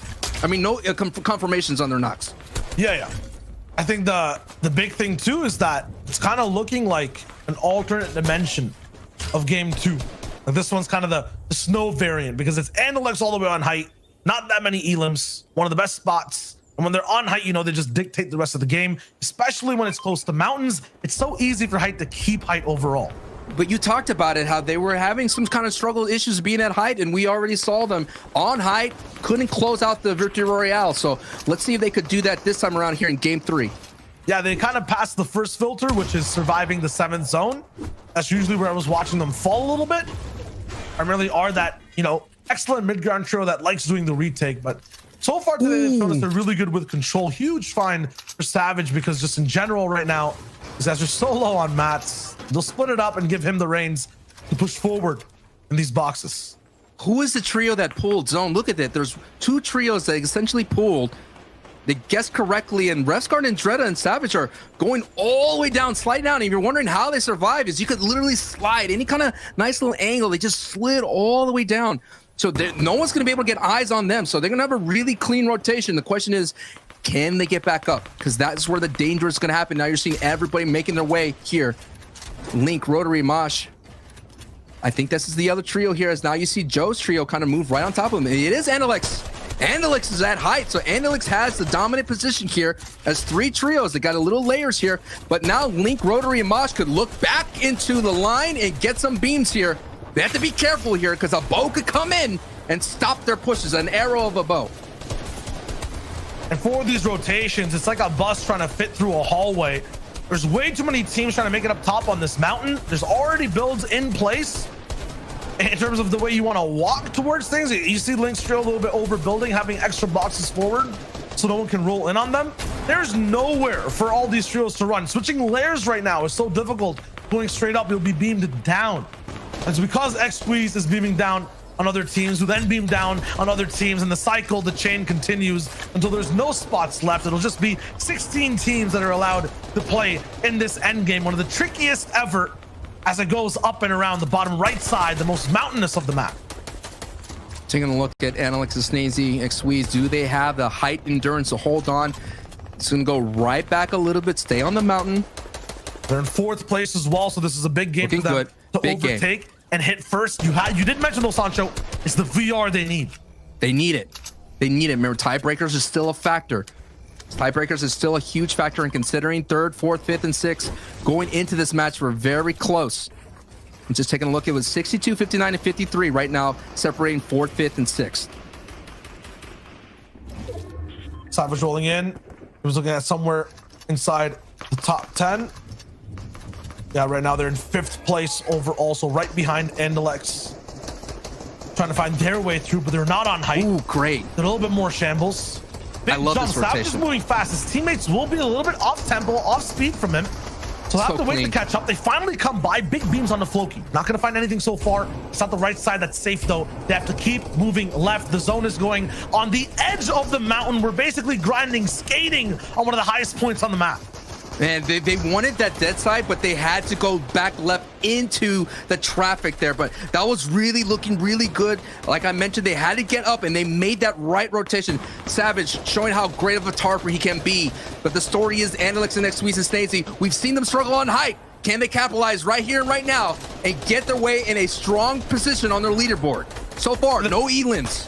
No elims right now. They really need to just turn up the NOS and maybe have to shoot down on some teams. The thing though is, when every time there's a mountain zone, there's like 2 different games of Fortnite that go on. There's this upper tier of the mountain where there's a few teams, not that much to find, and then there's a lower part of the map where all the elims are going down. Nice back beam from Andelix. He picks up 7 Tor. He connects all the way up top as well. They're so far away, so the damage won't be as hard because of the drop off, but they have control. That primal rifle at that range just shreds. And that's what happened right there with that purple primal rifle. And now look at the tale of 2 worlds. We have Andelix on height, but down low, picking up the scraps. And Dredda, Savage, Refsguard, much more chaotic environment. Lands the shot on the Jam side. One more shot to where's the zone. That's a full trio wipe. Shadow finds the light. He's no longer a person at all in the equation for this end game. And it'll be Dredda, Savage, and Refsguard who move through. Top 4 right now. Top 4 valuable placement points are on the line here between 4th and 3rd. It's still a big-time jump right now. Savage goes down, so it's going to be Andretta and Revscard. You're seeing in the feed, Jack Will and Rotary are doing really well. Snazy, Squeeze, and Analyx, so far, I haven't seen them in the feed right now. They're not really capitalizing, so now the Victory Royale is super important from them. High Chris is still up. Rotary is still up. Andretta is barely alive. This is game 4 if they won. Season 6 going down, and so far, Analyx and Squeeze and Snazy have been in this position before, and they get the Victory Royale, and they pick up so many elims out of nowhere. Be able to put so much pressure, and also as well, combined with the Storm side, what was that, 8 elims in the Victory Royale, I think? They ramped up, and it's because there was nowhere to hide for anyone. That last game, we saw a bunch of different teams basically hiding over old bills. This time, there was no shot. They had free sight lines on every single person on that mountain. You said they had to go into turbo mode, and they did. They did, and that was such a crucial game for them to put all together and get that very valuable Victory Royale. Yeah, the thing is, though, how far did they climb up, right? Because they were 4th rolling into this, so how does it look all the way towards the top spot? And where did everyone kind of trickle down? The desk has the answer. Zeke, Levin, Reese, what you got for us? Thank you guys so much. As always, great cast on the day so far. Halfway through the competition, and this is the team that we zeroed in on coming out of yesterday's games. We said this is the trio that's performing the best. And now, Reese, they're firing on all cylinders. Yeah, really, really hot out the gate there. And, you know, they got some good RNG. We'll say they got some good RNG, getting that 5th zone really, really close to them. But it's not like you can just put it all down to getting good RNG. They capitalized on it. We've seen the first 2 games, people have not capitalized on getting that good RNG. And then, you know, that first moving zone kind of pulled up the mountain, and we saw Savage and Blaster all the way down there at the bottom in the sticky situation. And, you know, we saw Savage do a really good job getting out of that. But because that zone pulled over the hill, our high ground team, you know, they're spraying down, not able to get too many eliminations because they can't get that far ahead of the zone. But as soon as that zone stopped pulling downhill, everyone's run out of mats because they're on low ground. It's chaos going down, and that just enabled them to pick up so many eliminations just because there's just these shambles players down below. Yeah, look, last game I said it was coming, right? I did say it was coming. You did say that. I believe, because honestly, when you see what these guys have been able to do in other rounds and other competition, they will have these games. And I think Reese puts it well, where, you know, it doesn't come down to completely RNG, but if you give them the zones, they're going to take advantage, right? And you expect them to do so. So not a surprise in terms of the way in which they played out height there. Super impressive stuff. And we actually wanted to highlight this game, right? One of the more underdog teams, a team that has the ability to maybe sneak their way into that top 3 slot coming into the last couple games and auto qualies. Yeah, you know, coming into this last game, these guys were in 7th. We'll see an upgrade in the leaderboard where these guys come, but I've been really, really impressed with Joe, Stompy, and Shadow throughout the kind of first 3 rounds of this weekend and through the Cash Cup so far. You know, they have a really, really synergistic playstyle that I love to see, and we saw them trying to play it in that last game where these guys try to get ahead of the zone first moving, and you can see, if you watch it from Joe's perspective while they're doing this, he's just looking up, he's staring at high ground, looking to the ceiling for an opportunity to take it. And if you know anything about Stompy, you know his name is synonymous with taking height and destroying height. So these guys have like this full high ground strategy in them, and that game, you know, it was looking like they could have done it. They set it up in that 5th zone. They had the potential to take the high ground going out there, but unfortunately Andalex's team on height was just too good. Yeah, you can see here first place, Andalex, Snazy, and Squeeze will be in first place coming into this game. And look, Nebs, Booback, Waze still able to, you know, sort of be in that sort of auto call spot. Revscard and Mr. Savage, though, they've sort of been creeping their way up here, and it is nice to see them in that sort of auto call spot. We sort of highlighted them at the top of the show. Blaster, Nikov, and Alpha, though, they sort of went down relatively early in comparison to where we've seen early, and so, you know, definitely need to sort of figure out what went wrong there and, you know, try and get back on form, because we'd hate to see these guys sort of fall out. Yeah, and, you know, we mentioned Joe, Stompy, Shadow. We did a whole, we think these guys could clutch up into the top 3. They're currently in 6th place right now. So they moved out 1 slot, but looking at their match history, they come 10th, they come 7th, they've come 7th again. And for a team who has such a dominant high ground strategy, such as Joe, Stompy, and Shadow, these games aren't bad at all. You know, these games are essentially where their strategy isn't working out and they're not able to capitalize because you have really dominant high ground teams like Andalex, Nathan, X-Squeeze really, you know, controlling that. They're not able to take advantage of it. But still, without their main strategy, they're still 6th out of 33 teams. So in these next 3 games coming along, if they have an opportunity to take high ground, I think we're going to see a second or a victory royale coming at these guys. And I swear these guys are going to climb up that leaderboards at this point. Hey, look, Reese, you know, we try to give that in-depth analysis all the time, but look, you know, they moved up 1 after that game. You know, there's 3 games left. Move up 1, 3 more times. They're sitting in 3rd. That's awful. Mathematical genius. That's all you need, Reese. It's just simple maths, the quick maths. So, yeah, like those guys have impressed, and I expect them to eventually have their sort of pop-off game beyond what they've already been able to achieve. My, oh my. Well, gentlemen, we only have 3 more games here in qualifier number 1. So we'll have to see which trios do find themselves in the top 3 spots and move on to finals, and who else will be competing for series points. For now, though, as the action heats up, we got to cool down. We're going to step away, but when we come back, the final 3 games from Europe here from the FNCS. We'll see you guys in just a little bit.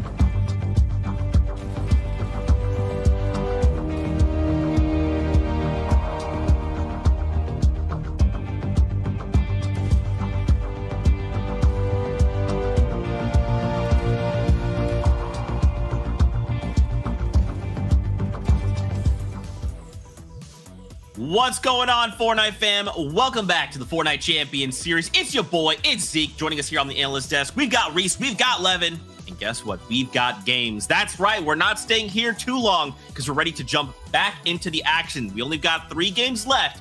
Let's see how things unfold here in the European region. Sancho and Shy Wager, over to you guys. That's right, baby. That's right. That's right. That's right. EU's looking good. It's looking strong. Sancho, we're ready for the back half of games right now. A lot of different winners, a lot of different styles of games, but it looks like Andalex is the star of the show with that squeeze by side. They're looking really good. And the whole thing that we kind of brought up during the spotlight was worried how they've had 0-1, like 3 0-1 games. All that is out the window. We've seen them what they can do in a set lobby when they have everything controlled, when they have the rotations, when they know who they're competing against at their drops. They're able to come up on top with an average placement of basically 2. Are you kidding me?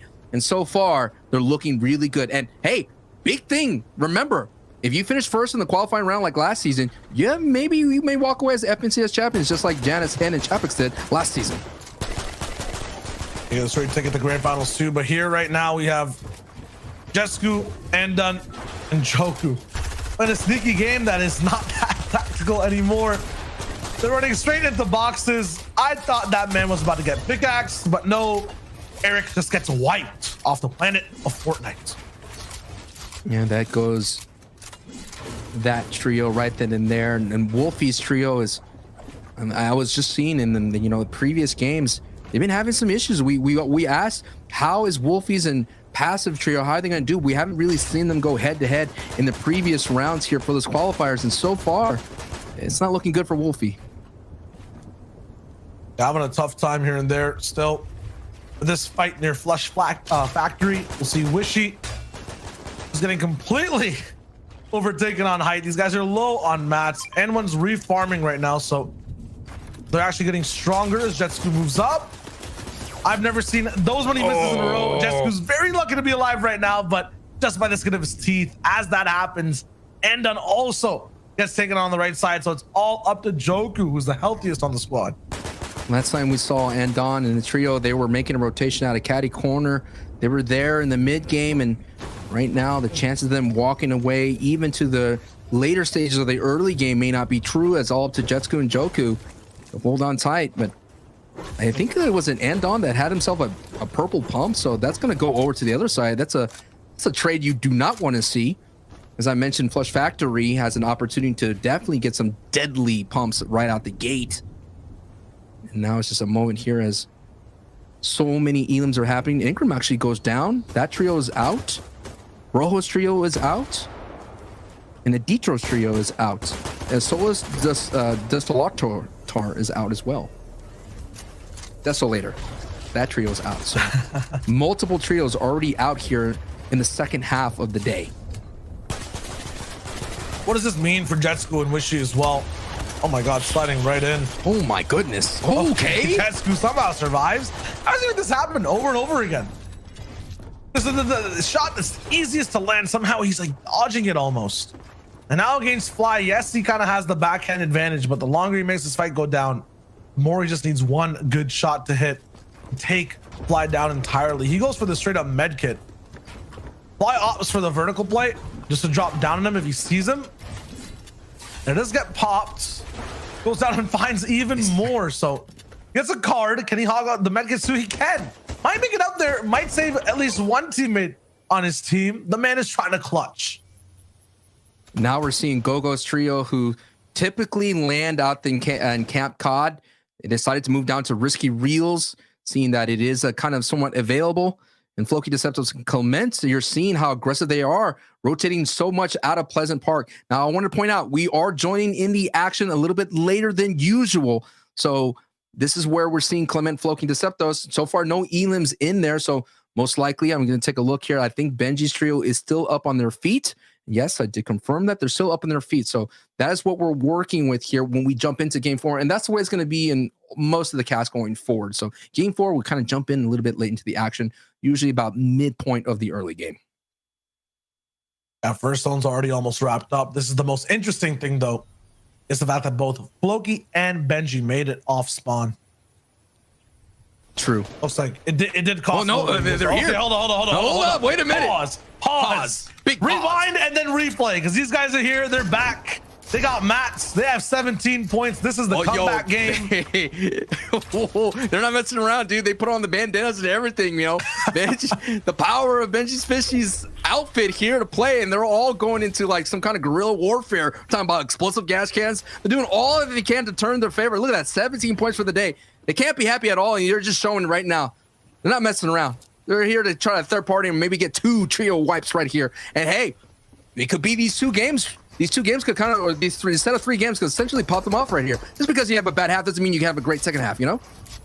Absolutely, but it needs to start happening now, especially with the way they're just being really aggressive and looking for a position for a fight or an all-in. They're not really moving around the map to look for a spot to beam. They could have ignored this entirely, gone through the left side of Orchard. You see a beige arrowed team on the mini map right there a few seconds ago, also rotating on the left side. You can see them on the upper portion of the screen right now. They could have had that option. They could have just moved all the way towards a better spot to get beams, but this is personal for Amplify. Matzo wants revenge. Benji needs to hit those shots, gain the momentum. Pocket gas can will let it all happen, but it has to be ignited at the right time. And right now, just literally a kind of like a collateral trio is a tax trio who's just like, you know, we're just trying to watch, just drive it out here and Risky Reels. You know, we're just trying to loot up, chill, calm, hit up all the cars, get on the mechanical parts, maybe hit up the popcorn guy for a little bit and hang out for a bit, get some gold. Nah, that ain't happening. That scrum literally rolled out of Pleasant Park into Risky Reels. Now we're taking a look at High Chris, Knight, and Vortex, who have been battling in Lazy Lake.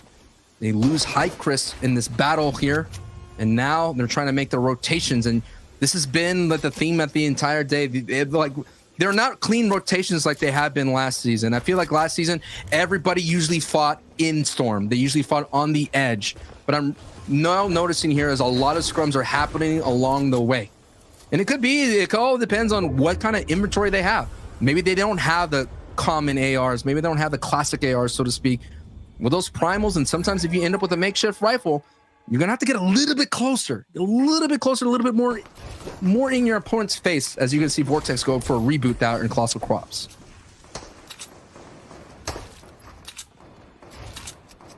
Vortex will get his team up. Everyone else all around will just heal up. But this is so tricky, Sancho. We saw in that last game when it's a mountain or some crazy type of natural lore, high ground. It's so much easier to abuse those hills, those lines of sights, to move in and get a little bit more snuggly with the teams around you. When it's open like this one, when you're at a park or an open field, it's so much harder to move. So every team is kind of more spaced out. They're still in their old bases. Very hard to change your destiny, so to speak. Is that still in a bush right now, right behind light? Am I seeing that correctly? Oh yeah, oh yeah. The bush strat is a valuable strat. Oh, Amplify gets tagged with a bow. That arrow's getting stuck right in the most likely the clavicle, right then and there. It's around the shoulder area if you're not familiar with anatomy, near the collarbone. But those, man, there's nothing like getting arrowed, because then you're like, I don't know where that came from. You're looking around like I have no idea what's happening. And it's also worth noting that basically so much is happening right now. Anilex's trio and Joe's trio are the only trio who's finishing in the top 10 in these first 3 games. And Mr. J and KS Light right now, Milwaukee coming all the way from Camp Cod, now in a scrum. Milwaukee's trio, very mechanical, very sound, and you said they're in that bush. Eventually they'll find you. They'll find you. And Mr. J goes down, so it's up to KS Light and Milwaukee here to hold on as Amplify knocks Deceptos. But hey, sometimes, you know, the players in the push, they get that one crack on you, man. Before you know it, you're on the back foot yourself. I think the biggest thing for these bush bandits, so to speak, is the fact that they're probably low on mats. They're probably not complete in their loadout. This is going to be huge for them moving forward, or they're just having a bunch of extra loot to work with. It was somewhat a good position on zone. This is kind of dragging out, though. Need to find Milwaukee fast. There it is. Backfire drops in, picks it up. Crizzy's watching everything go down, though. They'll have all those mats available to them. Only made about maybe 3 or 4 boxes to really take this entire thing by storm. They have to move, though. The zone is going to be moving shortly. And that is the trio coming from Boney Burbs Hydro. We've seen so many successful elims against the Salators trio right there. So, moving on, doing really well. Still, scrums are coming out all over the place. Alpha Blaster and Nikov, we were kind of talking about how they were able to climb with the leaderboard so well. They slipped down a little bit. Now they're in 4th place. Coming into this match in 4th place right now. This is one of those trios that we all have eyes on, because if they make it, then you're going to see them clash again against the FNCS champion, the reigning champions of Hen, Janice, and Chapix. And that in itself is going to be a big-time drop spot fight. But that's more on that later. They still have to get there, Shio. They do.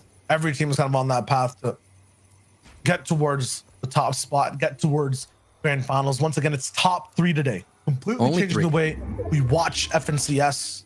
It's not just a breeze. It's not just those consistent players that you watch in every FNCS, the top of the top, you know, placing top 10. It's about being in the top 3. Squeeze stranger to that, just 1 place off last season.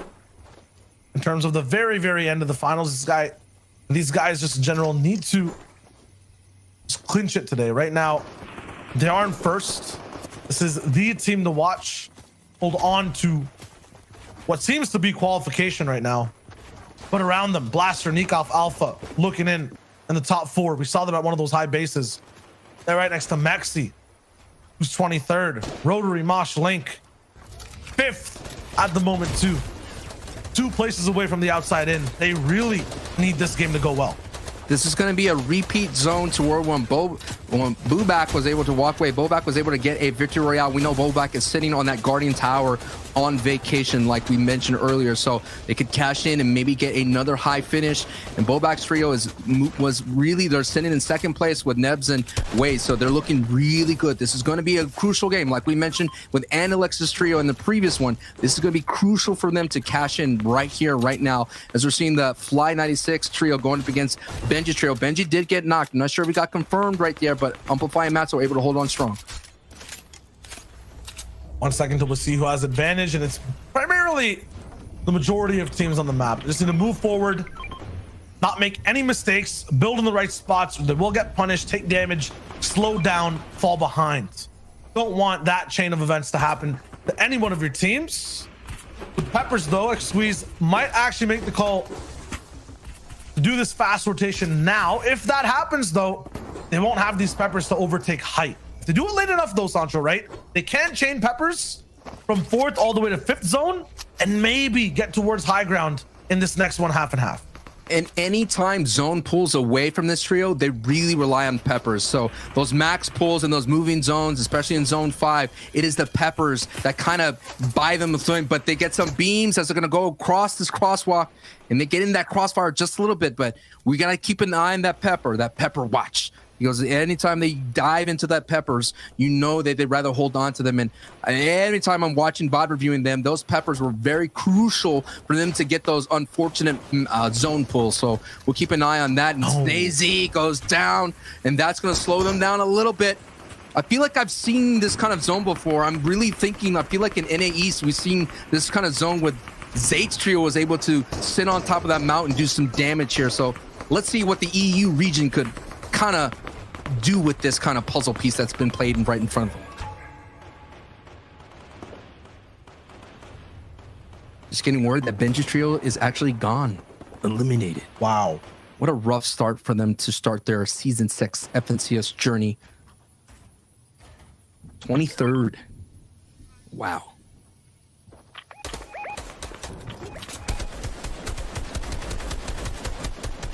We'll still have a chance to clap back.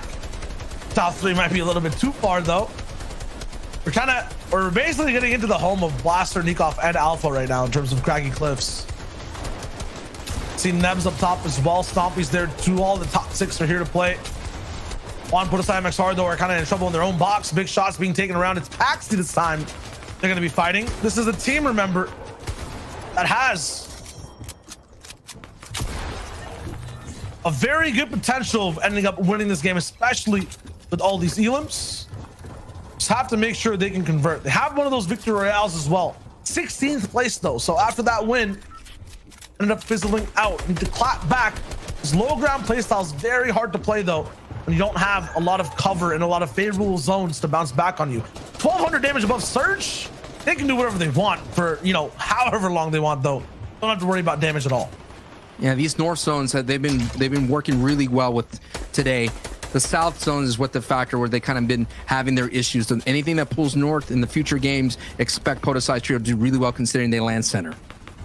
New windows of opportunity. See Jamside, Fury, and Dementos completely free, mostly healthy, and moving forward here. Not having issues with mid-game fights. Same thing for what looks like Nate 4ZR. They're also looking very healthy. Right now, though, it's a double move of 2 trios. We're very close to each other on leaderboards.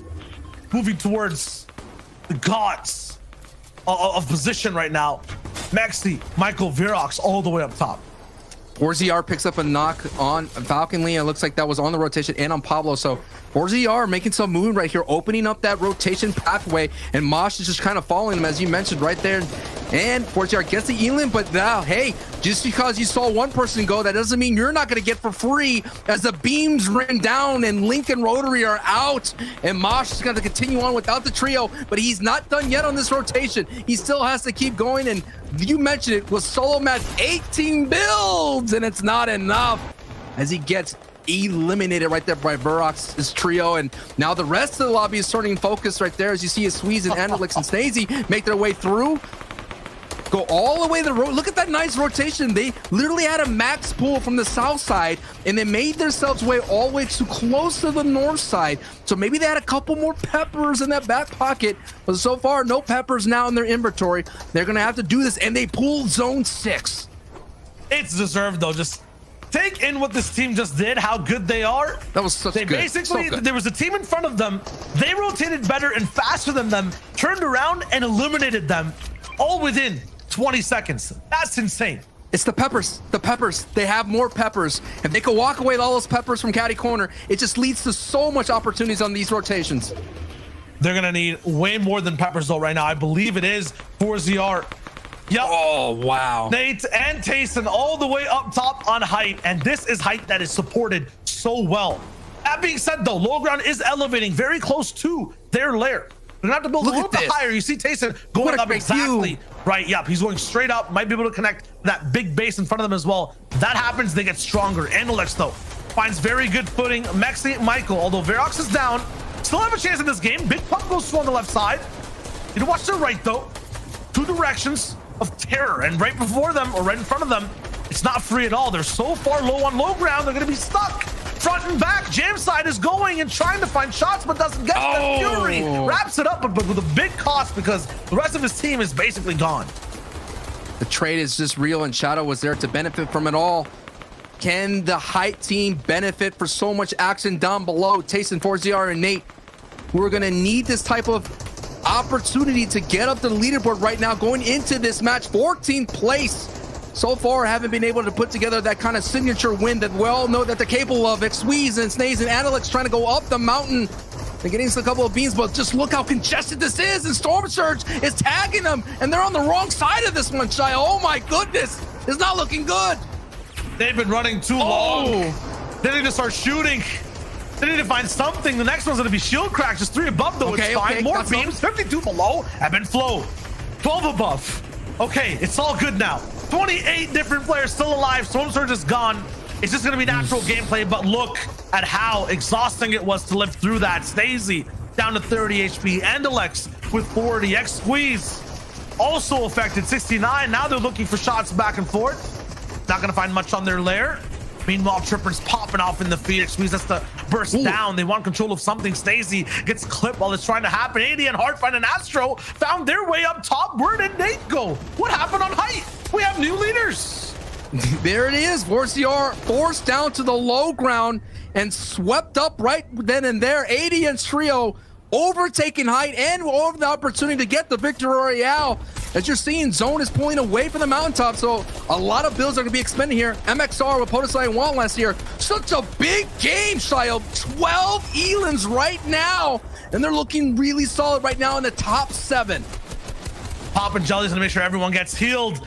It's a community effort for these guys right now, but sometimes individuality is what actually shines through in these end games. 8 Zone is getting too claustrophobic for a full team to be inside boxes now. It's gonna be troublesome in just a few seconds. AD and Astro Hardfind, they're up top. They have control. They're raining down shots. The umbrellas are wearing thin. The builds for Juan, for Podesai, for MXR, but they get another zone. Just like the game they won. Things are going so good for them, so right. And they have 3 floppers for the heal game as well. It's all coming down to these last moments here. Top 4 situation here. This is game 4 right now. As Podesai does go down, MXR does have 3 floppers here. They're all in. They're all in. He's going to have to try to sneak his way through. But look, the zone just goes up just a little bit of a mountain. So MXR has to rotate so far on the outside here. Hardfire, AD, and Astro is now applying the pressure down below. Pressure's being applied, but MXR just gets in. Hardfind does have the hide opportunity here to go down, and Astro, ADN, and Hardfind find MXR and find themselves a victory royale with 9 elims. We were wondering when ADN Trio is going to be able to pop off. We were wondering when they're going to put it together. Just forming last season, what a big time win to get them into contention for the top 3. I need to know exactly how they took height as well. At the end, though, just a washing machine for all the other players. That's what they put them in. Their shot's still dirty, and they came out looking clean at the end of it. Got to see the desk. Got to see exactly what Levin Reese and Zeke has cooked up for this game. Well, we're revving up with the action here. It's Revin. That's them. Boys, Astro Hardfind and ADN here. Great victory royale moment, but gotta give props to MXR, right? That flopper play secured him the 2nd place. That's the cheekiness that we need to be moving up and trying to make a claim on one of those top 3 spots. Yeah, and that team, MXR's team, they performed really good in that first game. Remember, they got the victory royale, but the other 2 teams, they were basically just instantly eliminated off spawn kind of before Storm Surge even ticked in. So didn't do so good, but this game, they've kind of clutched up. I'm definitely sure they're going to be climbing up the leaderboards, but when it comes to ADN's team, these guys were, that second height team. Shio said, How do they get height? How do they do this? It was that end of second moving zone there. They're keeping that second height. They're doing exactly what we talked about earlier with Joe's team, where they're just looking up over and over and over again. They see the opportunity when Andalex's team was running kind of low on materials. We saw them kind of scuffing that low ground. Sorry, when Nate's team, who was on height there, kind of low on materials, and they just took their opportunity in that perfect moment. Spray up, build up all at the same time, and there's almost nothing that Nate's team could have done at that moment. Yeah, I think those guys, you know, especially when it comes to AD and trio, right? You know, good friends of mine, and I do like to see them do well. You know, they were sort of complaining a lot about not getting the zones today. You know, boys, this is a craggy zone. This is as far away from Slurpee as possible. So you clearly can do well even when the zones aren't in your favor. So really happy to see those, you know, guys sort of rise up the standings. You know, I want us to sort of look at the teams who have that potential, though, right, to push their way into that top 3. There are a couple teams now where it's coming down to the crunch time, where, you know, you ultimately need to do everything you can to secure those points. And in particular, right, you want to look at sort of 3rd, 4th, and 5th, right, where we can sort of look at these teams and see what is going on with them and how they're sort of standing going into these final games. Yeah, and that's exactly what we're going to do, right? Coming into this game right here, we had the teams who are in 3rd, which is Mr. Savage at this point. And these guys, what they need to do, remember, top 3 is what was really, really important. Refscart, Drea, and Mr. Savage, they have been performing all day so far. You know, with a little bit of a couple slip-ups here and now and again. You know, we saw them in a really good position that first game, not really managing to kind of capitalize on that fully. But that last game, they ended up going down 25th with 0 eliminations. So in these next 2 games, they're going to have to climb the leaderboards an additional 3 points. They're currently 11 points behind. So keep that in mind. These guys need at least a big game to pull them up into that kind of auto-qual for grand qualifications slot. Yeah, they need to have a big game. And speaking of big games, Nikov, Alpha, and Blaster, these guys need to have a big game. They started off hot, right? They started off really, really well on the day. You know, they're one of the stronger trios, especially coming out of Craggy. They're a team that is going to want to make it to finals, right? They want to meet Hen, Janice, and Chapix at Craggy Cliffs in the finals, and they're not scared of them. I'll tell you that much. They're definitely not scared. So it'll be really, really interesting to see if these guys can sort of step up, be one of those teams to auto-qual so that they can meet those guys in the finals. Yeah, and Link, Rotary, and Mosh, the last team. So these guys were in 4th coming into this. I think they're still in 4th right now. They're currently 9 points behind the qualification points. All up and over the place, right? They had a 17th, a 10th, a 2nd, and over the place, right? They had a 17th, a 10th, a 2nd, and then a 17th again. So really only making a top 10 in 1 game, but not being eliminated off spawn. So they're not struggling with their Storm Surge at all. Just really kind of struggling with that 4th and 5th zone. But let's kind of look at the full leaderboards. We've got Andalex, Snazy, and X-Squeeze up in that 1st place. They are still holding on strong, you know? Their placements, we saw that really incredible placement from Andalex, Snazy, and X-Squeeze. They managed to kind of keep, somehow, with all the shambles going on down low ground, they managed to rotate down to the dead side of zone, get a really clean path with absolutely no builds and all regroup together. Huge plays from them to kind of clutch up a 5th in that last game. Yeah, they were able to hold on for just long enough. You can see Blaster, Nikov, and Alpha were able to push themselves into that 3rd place slot now, but you know, it's not comfortable, right? They need to sort of have a good couple last games if they want to secure that spot, because Link, Rotary, and Mosh are not far behind whatsoever. So be really interesting to see, man. We always talk about big game players, who are going to be those people to get these big games, to have these huge clutch moments, and now is when you want to start pulling them out the back. Yeah, and 3rd right now is 111 points. So all these teams in 11th, remember, you get a ton of points for Victory Royale. So we'd see like 4GR, Tayson, and Nate right here. A team definitely capable of picking up to Victory Royale, who can just probably slide themselves straight up into that top 3 as long as one of these teams, you know, potentially Blaster's team, doesn't perform. So 2 games left. It's definitely not solidified who's qualified in the top 3 right now, you know. Andalex, it's going to be tough to kick them out because they've done such a good job and they don't seem to be slowing down anytime soon. But any of these other teams that you're seeing kind of down to 10th, even lower than that, can pop off in these next 2 games. It is the tale as old as time. You know, we go into that final game, we're like, oh, everything's, you know, this is locked in. There's no way anything changes. Boom! RNG strikes, and another team has jumped up, disqualified. Anything goes in the land of Fortnite. It's a lawless town out here, okay? With a few games left, we'll have to see which of these trios pulls off the unthinkable, or perhaps the first time we'll see the top 3 say, no, this is our turf. Stay away. But with that, it's time to jump back into the action. We're kicking it back over to Sancho West and Shy Wager for the next game, the FNCS. Not a completely lawless town. We have a few rules, and that's always the format, how these guys get those points. It's very close all around right now. Just to remind you, placement is 30 total. Elims are 2 each. Everything else, though, Zeke's right. You can do whatever you want push forward, win that game. And you're talking about what is at stake. It's the top 3, but what a great push from AD and Trio. Coming into that previous game, 19th place. Now they're in 10th place. And so far, 8 animals mentioned. Let's go. But the whole game to cover, though, man. It'll be a long season. I got a lot of species to cover. I haven't even covered the reptiles yet, you know? They're scary when they're around the map. Still, game 5. Final 2. What do you think? Analyx, Naziac, Squeeze, kind of 20 points ahead. They're looking comfortable. Are you asking, are they a lock right now? Yeah, lock for first. I mean, we talked about what was the most dangerous part for them was their spawn fights, right? In a kind of qualifiers in the early rounds, multiple people came by. Even Aqua's Trio at one point contested them in the qualifiers in the earlier rounds. In a set lobby, no one's going to do that. No one's going to come down from Weather Station. No one's going to push them. They're going to have free reign. Literally right now, Snazy, after he loots there, he's going to go all the way down to the bunker chest out in the cabin. That's how much flexibility they have. If they want to get spicy with it, sometimes they go down to Camp Cod. So their world's their oyster at the moment right now. They can do whatever they want. But that's that trio. This trio right here, Wolfie's trio with Void and Slender, they've been having the kind of opposite type of situation, considering that they are contested.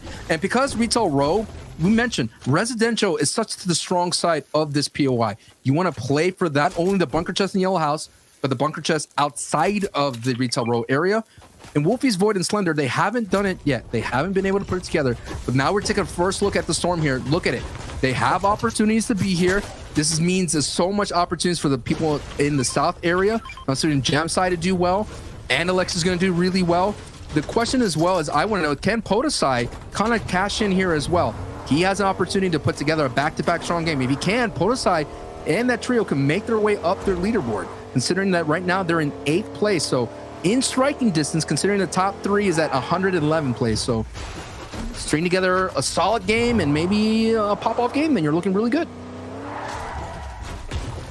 I still think for this trio here, top 3 has to be locked in. Unless something crazy happens. Top 3. Okay. Okay, yeah, Blaster, Nikov, and Alpha. This may be crazy. They're coming from Craigie right now. That's a tough rotation. They're going to have to make their way all the way down south.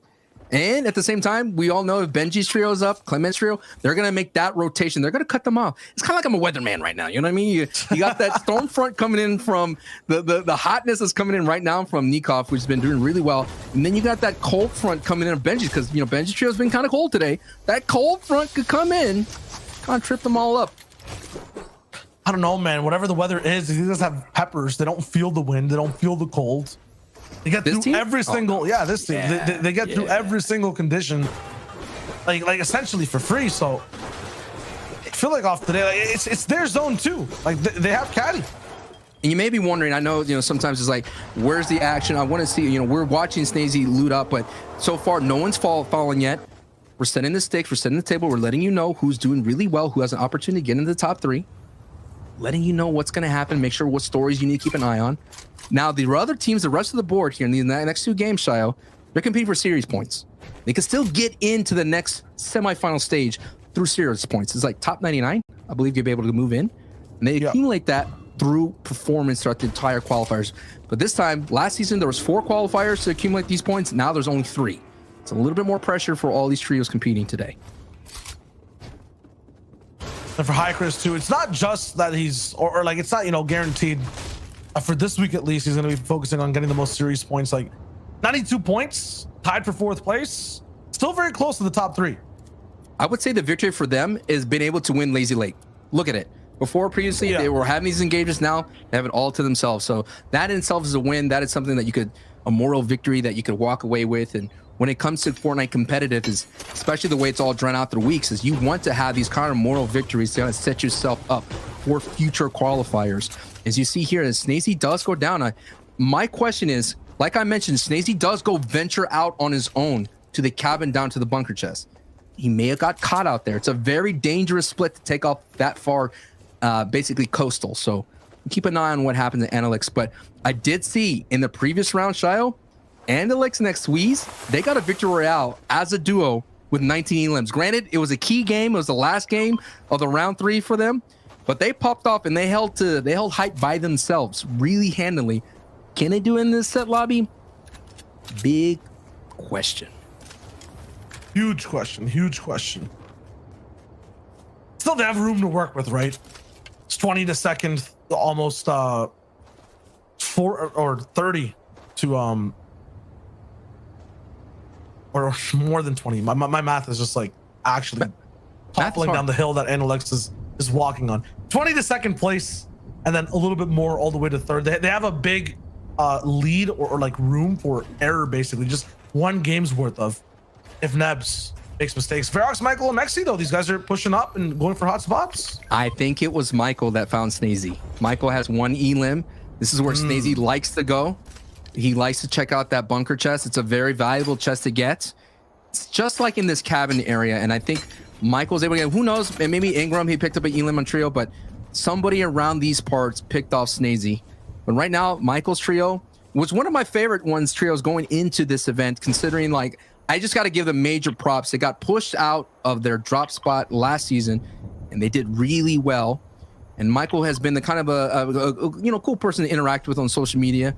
And at the same time, right now for this trio, Michael is currently sitting right now on the outside, not necessarily in the top 3, running their 19th place going into this match. But wow, Rotary is someone who is in the running. Oh my goodness. That is not good, because Rotary was right there in the top echelon of the leaderboard, Chayo. That was tied for 4th place. It'll be up to High Chris now. Kind of overtake. Perfect spot for him to move up the board.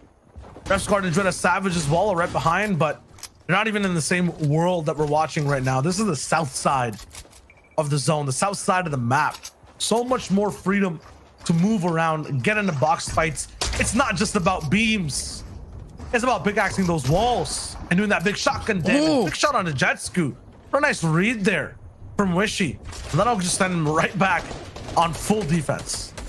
I thought Jetsku almost got a cone. I mean, he went for it. He jumped up, was able to almost catch that cone. Now he has to retreat here. These are the kind of investments that don't necessarily pay off here. This Wishy trio is applying the pressure, flies 96, lets out an arrow. Doesn't connect here. Any big time connection is going to be a huge factor to kind of close out this engagement quickly. As you see, other trios are now coming up. He's going to send one, just misses. Oh, okay. Ooh. Nice tag. 85. Nice. That was a body shot. This blue variant, I believe, if he hits the head, that's the one tap. Oh, he's yeah. Good. Oh, yeah. So a nice shot here will be huge. Another team rolling up, though. Lucky Milwaukee Light. The boys down from Camp Cod are done fishing. Wait a minute. Might have to go back and fish some more. Light gets hit big with a bow as he tries to peek. And these shots are on point now, man. Game 5. No one's messing around. No one's messing around. I mean, we talked about top 10 being in striking distance to be able to put together a string of 2 games back to back to be able to get them up the board. This is near the middle to the bottom of the board here. Still, series points at play for them, so that's why they're playing this hard. As you see, Verox does pick up a knock and a confirmation on Wolfies. Wolfies' trio cannot find their footing here today, but that is one of those trios that just formed together last minute. They still have opportunities to, if they stick together as a trio, to still rack in series points. Remember, if you disband as a trio, your series points reset. A lot of questions for that trio going forward if they decide to stick together or disband.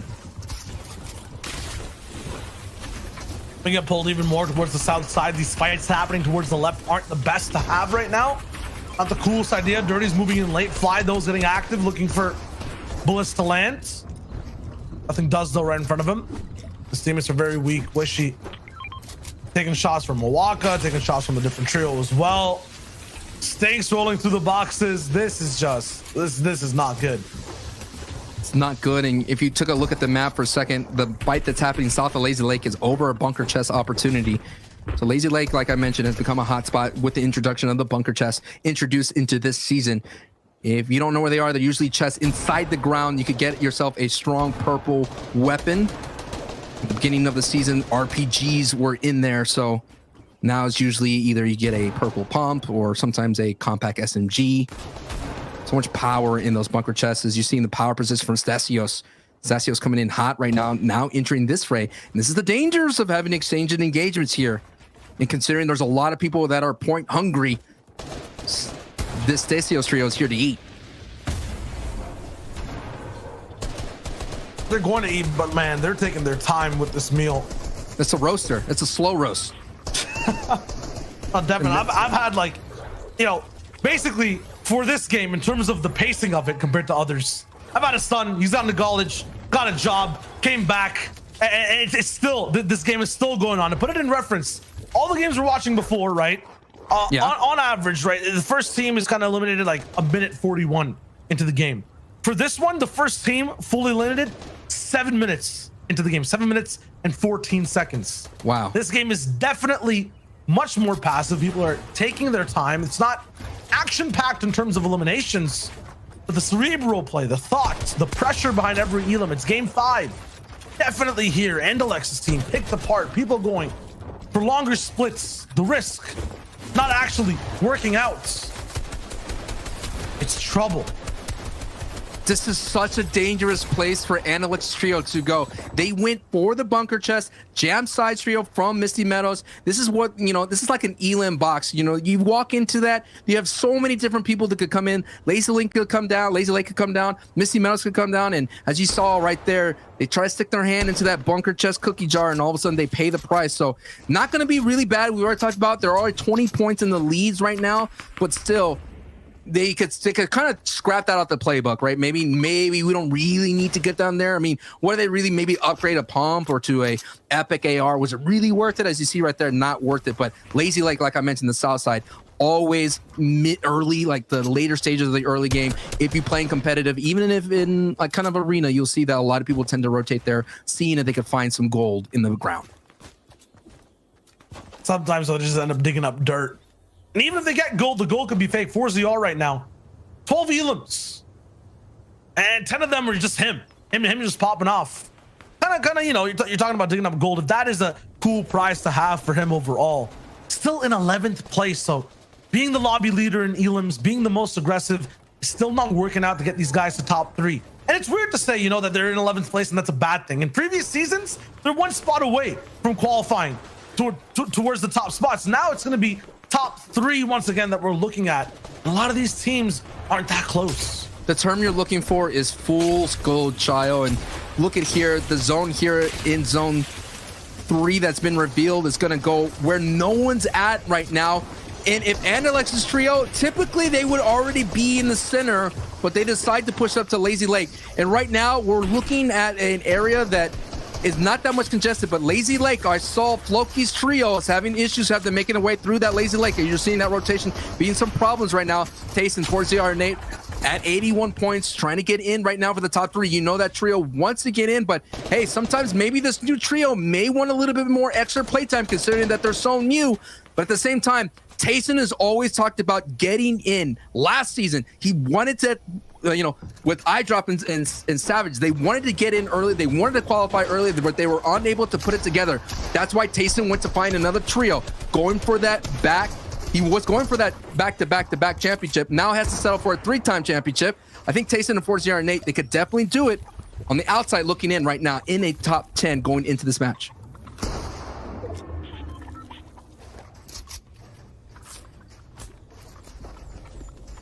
First place for this entire match is down, frozen in time. Tayson gets a medkit off just in time. Big Bean's down to Nakos, and he has to go down because now we're in zone. Kha'Zix will move forward. This is going to be a fight back and forth over and over. Kha'Zix, 4ZR, and Nate, but they're not going to be on the same side for this one. Falconly looking to be here as well, taken out by the Storm Pump combo. He goes down, and now it's all up to Kha'Zix to look back and see what exactly is going on both sides. He takes out Nate. He took out 4ZR as well. It's going to be Tayson versus Kha'Zix. This is not where, of course, where Tayson and Kha'Zix, you know, Tayson doesn't want to be here. Usually Tayson, they like to fight in the space between, as he is able to clean it up. My point in the previous, in the qualifying rounds, Shayo, is Tayson, 4ZR, and Nate, they usually fight on people that it's late rotating in the space between the storm site and the safe zone. So they like to fight in that space. Because the competition is a little bit more deadlier, because they have a lot more skill, those fights are not working out for them. In the rounds before, they're able to pick on them, they're able to push people away, they're able to create their own dead side rotations, but because they have a great trio in Kha'Zix there, it's not easy, and you're seeing what ends up happening. They all fall, and only one is left remaining. Savage in trouble here too. And this is going to be a very tricky zone to medkit. The math has to be precise. Is it there? Yes, it is for Savage. The big thing too is just in that previous fight, crazy to see that Kha'Zix just has to face off against 4-0 and Nate in the Storm. Ends up taking out two of his prior teammates, and then after that goes down to Nate, or goes down to Tayson all the way towards the very end. Kind of cementing in that replacement overall. Now we're looking at Savage trying to go for the clutch up. 7 Tor on the left side with his trio. Everyone's kind of boxed up together right now. No one's really kind of looking for anything more past where they are. I was going to say that Verox, their team, must be the ones that are the blue arrows all the way towards the center point of the zone. But they're pink. They're on the bridge. Those blue arrows we were talking about before, Sancho, the ones who were in zone before everyone else, have the best spot once again. They don't have to be like Alpha Blaster and Nikov right now. Don't have to be in the dirt looking for Elims, trying to capitalize, trying to basically convert position into points. They can just wait things out, beating people from way up high. I'm wondering who those three are. Time will tell. Blaster, Nikov, and Alpha, probably one of their most dangerous rotations here in this game, trying to do their best. Now in real danger right now. Only 4 players have to go down. Storm Swords penalizes the most passive teams, and right now they're just above. They barely just squeaked over there. That's why they took that engagement. Normally, you're going to see some of these trios like Alpha, Blaster, Nikov not trying to overextend themselves. The Storm Swords makes you overextend. It's that trainer that's just going to stretch you just a little bit more to make sure you get that flexibility. And Savage gets pretty much storm held right there. And look at this, the stormhold is just so strong. There's so much of the lobby right now is focused on 7 Tor's trio as Savage just falls on that storm line. And this feels like traditional Fortnite competitive play, going to the edge and storm and penalizing people that are rotating late. Those Jam Side Fury and Dementos. Oh, it's not actually who have one of the best positions. They have a very good one though. They have that opportunity to move in early like you're talking about and shoot people down late. User trio on the bottom right, they might be the target. Could be Mexi moving in all the way from the bridge. The thing is though, everyone has to move now with this half and half. No one really has it guaranteed. There's one duo that's in there that's in it. But for all the trios, for all the big names who have big bases, none of that real estate matters too much right now. And where it's heading, it's so dangerous, folks. It's basically a bowl. This is like a valley, a bowl of some sort. And hey, at the bottom of the bowl, there's not like that, you know, the delicious last little bits of cereal. We're talking about just plain nothing, nada, zilch. And you do not want to go there. They're just on the cusp of this bowl right here. So long as they're going to see so many people just kind of hug this mountainside as much as possible. So whoever actually rotates late to this zone, if they're able to get to height, they're going to be able to hold on and have some prime real estate as much as possible. But that's the question, if they get able to get there for free, because whoever is sitting up there will kind of penalize them as well. As you're seeing, so many beams are going across back and forth as Waze is trying his best just to get up. This is a team that's currently in contention for the top 3 to finish throughout the day. 128 points looking really solid here, coming from all the way from the stealthy stronghold. And that is why they're kind of in the scrum of this thing, in the congested side. Now we're getting a nice view. This is that edge that I was talking about. As you see, if Stasios could get up just a little bit, if they could get up, they could kind of stop anyone from capping them. But I don't think they're going to have enough builds to do that, Shio. Not at all. Solby, rifle up top with Jamside getting taken out. Get the full finish. So Jamside has the potential to be the high ground man for this game. Meanwhile, yes, you mentioned it, Alpha, Blaster, Nikov level, much rougher time overall. Multi-layered base on low ground. Still kind of tricky. You don't want the zone to pull south. 1 second till we'll see where it goes. It goes south. No. We're going straight not only towards closer to Camp Cod, which is a huge island by itself that's so hard to land in. We're going towards mountains and a river at the same time. It's 2 completely opposite versions of the game. Nikov, the clutch master of zone, is not going to be there to save the team this time. It'll be a duo that has to fight together. Jamside Fury and Dementos will tarp all the way forward undisturbed right towards the front side of the zone. We'll try to affect Jetsku as he walks by, but it's not going to be enough. Jam Side's Trio's at 9th place, so this could be that game to move them up. Luckily, the saving grace from Nikov's Trio is that Monster Trio, who's in 4th place, is down. Knight's Trio is still up, though, and then 6th place is Savage is down. So they're working with a great lead right here. They could just hold on, get a couple of more placement points. It's going to look really solid. And this is the team that was mentioned. This is in 5th place. This is the team they want them to go away. They are up by like about 20 points or so. So if Knight's team could put together a nice victory royale, and maybe get some elims here, as already they have 4. They're going really solid. As you see, Michael and Max really lighting up in the feed right now, and so does ADN. Big shots all around. There's the one team I want to watch as well. Wise, Nebs, these guys in 2nd place right now. Effectively 1st, almost. Because the 1st place team did go down Analyx way earlier on in the game. We'll see Verox actually taking above their position. Jamside still moving forward, trying to get closer to the top 3. This is it right now. At the start of this game, it was 111 points. The Alpha Blaster, they're still alive though, so not going to be able to overtake it just now, but they've done a lot so far. 4 total items for the squad, staying alive in placement, all and almost, I think, total white heels are down now. Dementos is deleted 2 before making it to this point, so they'll have to actually play out as a duo. Vortex now is the new height taker. Everything is changing over and over with this drastically different zone. The zip line is at play. As Jamside gets eliminated, the zip line's in play. That's going to be ability to kind of cut through any kind of builds if someone wants to take it. It's a very risky play, but it is available as zone is pushing off the mountain. Now everybody's forced to get down. Alpha traces the Jamside, so he basically gets to keep the dream alive for just a few more seconds.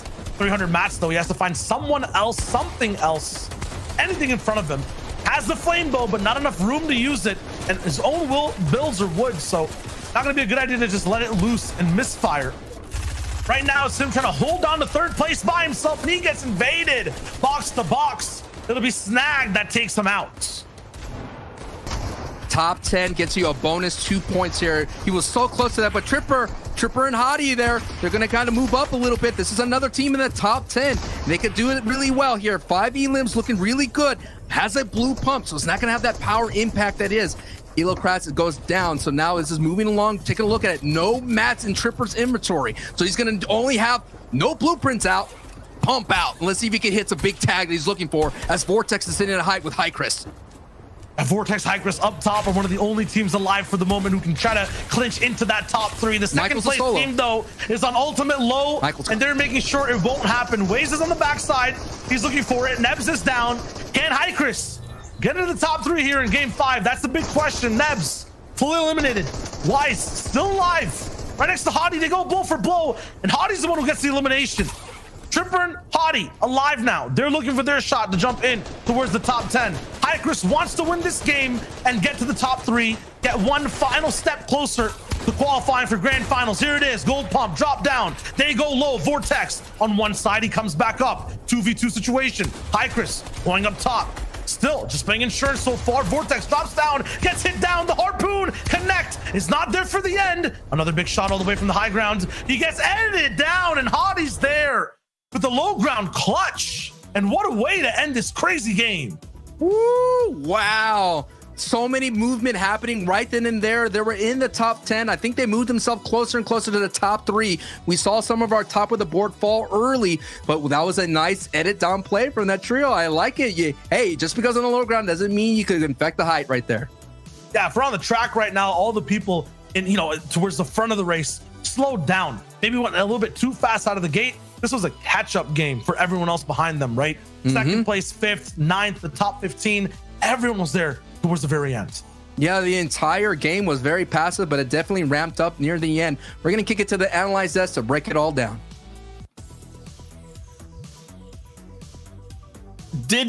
Was that an attempt at a harpoon play at the very last moment there? I blinked and I missed it. If that had happened, I feel like this would be a very different story, Reese. I mean, that would have been the play of the day, surely. Surely the play of the day, absolutely no doubt. But really huge play. Actually, one of the biggest clutch moments there was Hottie picking up the last elimination on, well, the second last elimination on that solo, right? That got them up into 2nd and eventually 1st. But from that, they managed to get those siphon materials, which became so important because you saw the team on high ground. You saw that kind of Vortex, along with Hycris on high ground. They had nothing, completely out, and they were just running on those old builds. That's where we saw them go for that kind of angle, taking the shot down the back, where we saw the first knock, and then the attempted harpoon play, as you mentioned, but it just wasn't enough. So those eliminations Hottie managed to pick up was absolutely critical. Yeah, that's, you know, one of the key moments in them actually winning the game, right? I think great display from them, right? You know, it's taken them a while for them to come into the fray. I think it's interesting that, you know, last time round, Reece, you sort of highlighted the fact that some of these teams who aren't necessarily pushing for the top 3 right now need to start doing so. You know, the game's running out, the time's running out. And so for them to get a victory out, that's going to push them way up. And even if it doesn't lead to an auto qualification, it does, you know, put them in a point where, you know, they're more comfortable in series points. So definitely a great sign from them. If they can sort of do this now in the final game, it'll be even more exciting. But definitely means that the people who are sort of in that top 3 need to sort of be looking over their shoulders thinking, hold on a minute, we can't get too comfortable. You know, they need to do everything they can in their last opportunity, you know? They do. So what do they need to do? The top 3 right now are an absolute critical slot. They are in the comfortable sitting. They are the kings of the thrones. And top on right now is Andalex, Snazy, and X-Squeeze. These guys have performed all day, been incredibly consistent. And it seems like they may have that top spot secured right now after kind of really going down really early in that last game. However, being super consistent throughout that, a 4th, a 2nd, a 1st, a 5th. So if they just get any points right now, I think this team as a whole should have considered kind of locked in that slot to qualify them through.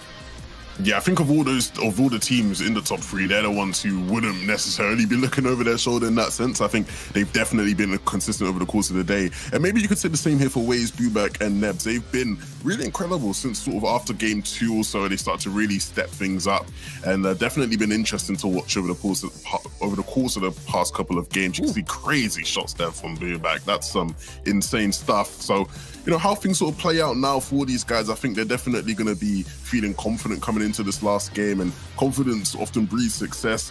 Nikov, Blaster, Alpha, they've been sort of, you know, here and there over the past couple of games. Started off really hot, sort of cooled down, and then, you know, pick things up again. So where they finish is going to be really crucial now.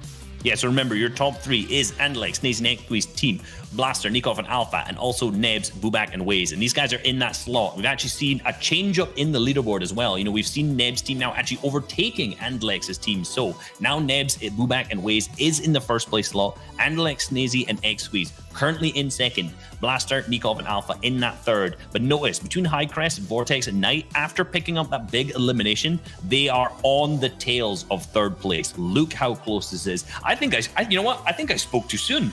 I said that Andalex, Snazy, and X-Squeeze might have this in the bag. But if either of these teams, being any in the top 3 really, are kind of go down early, this is huge potential for any of them to drop out that top 3 and not get that auto qualification to grand finals.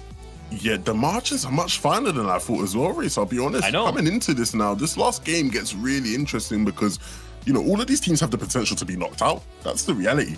And a very harsh and brutal one as well. So you don't want to be one of those teams. It'll be interesting to see off spawn if you can sort of pay attention to that, where, you know, all of these teams are going to be really potentially anxious about, you know, going down early, because it is really close now. Yeah, and any of these other teams here too, you got to think, right? A lot of these teams that are kind of down 5th, 6th, they have 1 game left to get top 3. They've already pretty much secured a lot of the series points, so they're going to also need to secure a big game, be it victory royales or via elimination. So the likes of Joe, Stompy, Shadow, who are on 110 points right now, so they're 26 points behind. And if these top 3 teams don't get any points, that's going to be tough. So these guys are gonna need to get a huge game from these players currently kind of down into the 5th to 10th. So there's a lot of teams in that top 10 in particular that we're really gonna have to pay attention to see if they can manage to get the top 3.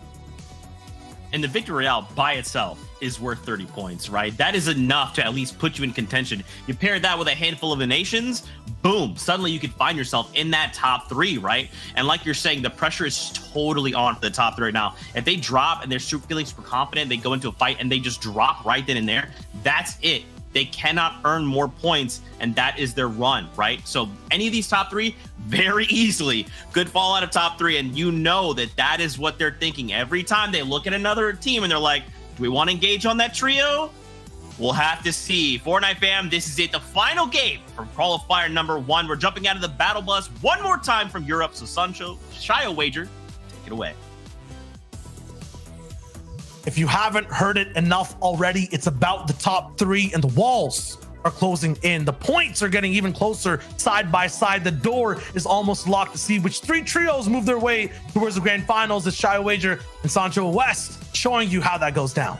Hey, all I know is our top 3 that we thought was a lock, they left the door open, Shio, for the rest of the lobby to kind of sneak on in. Well, not the rest, just the top 6 or 7 or so. I'm sorry, Bruno. I had to try it. You know what I'm saying? I love the emote. I had to try it. The door's open. Door's wide open for a lot of different trios. Nothing is solidified. The one thing, though, there's always something special to watch in these qualifiers. In every game of Fortnite, special is not spelled with words this time. It's represented by a trio today, and that's Nebs, Bubak, and Wise. The way these guys have been playing so far is phenomenal. Games of consistency over and over again. Even if they're just hitting top 10 or top 13, they have elims to boot there over and over, somehow clutching as solos. And now they're in trouble. This is the one part of the game that could flip them up. It's the early time, and Falcon is going to be looking for shots so far. Very important fight here, Sancho, for these guys to maybe even qual for the FSCS Grand Finals, and Wise goes down. This is bad. We talked about how Kezik's trio have the opportunity to be creative, have the freedom to move about, considering they're at Coral Castle, and they decide to contest here at Selfie Stronghold. It's up to Nakos to kind of be the main kind of offensive player, because Falcon goes down. So Nakos is the last one standing against Bubak and Nebs here. This is an opportunity still to get valuable Storm Swords. That means Bubak can kind of chill the rest of the ride here if they just survive. No heals available in the moment. Well, they do have bandages. No mats. No mats. Yes, that's what I meant. No shields. Nakos is a OG player who is very dangerous, who can still clutch this 2v1. Come on. This is the first place team basically just trying to hold on to their top spot. Bubak's there with big shots. He needs the siphon. Is this his elim? It is. 98. That's huge now. And the extra mats. He's back in the game. Nebs, though, is by himself with Nikos in the same box. He does get the elim down. No siphon just yet. Falling down for it. Does confirm. Not his walls. Bubak, you have to clutch this. He has the wall. Just has to edit and land the shot. Nikos moves. He fires. Doesn't land. Oh my god, the stakes right now. Big fire again. Doesn't land. It's a pump. He's got 5 shots. But they disengage. More mats. Okay, a purple pump. It has to be now, Sancho. He has to go all in. All the chips are down on the table for both trios right now, but it's more so for Bubak. He has more of the pot in play. First place going up against 18th place. The beams ring true. Considering right now their lead is only 12 points, and we already saw the top 3 in the previous round. Like you mentioned, slowed down to Turtle's pace. The pace is picking right there. Bubak right now. Nakos found a little bit of shield just to be able to hold on just a little bit of that AR push right now. Bubak gets stopped. Plenty of firepower, plenty of beams. Nakos goes down. Wow, and they survive. Bubak clutches for the trio and holds on. Our #1 point leader drops the L, knowing that he's going to be able to reboot his trio down in the reboot van. But hey, man. I think so. He got a card. Is he what? I'm just wondering if he got the cards. That was a pretty long fight towards the very end. I think he picked up one. I think he picked up one. I saw him pick up one. Okay. I think he picked up one. We'll see. We'll see. I mean, at the same time, at least they get valuable points, right? Yeah. Valuable points just to kind of push them up a little bit. Look at the zone, as you see in here on your screen. It's on the left side. Let's see if 4ZR's trio could do really well when they usually pool zone. The trio in Sweaty Sand, another creative opportunity. They tend to push the coastal team. They could go all the way up to Pleasant Park. They could go all the way down. So many options, and 4ZR's trio does take those options, but now we're seeing other people in the top 10. This is Rotary's trio.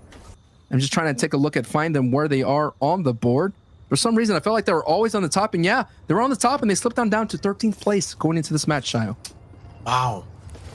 Still, though, it's 136 points, no matter what team it is. If they fall down, they're close to the top.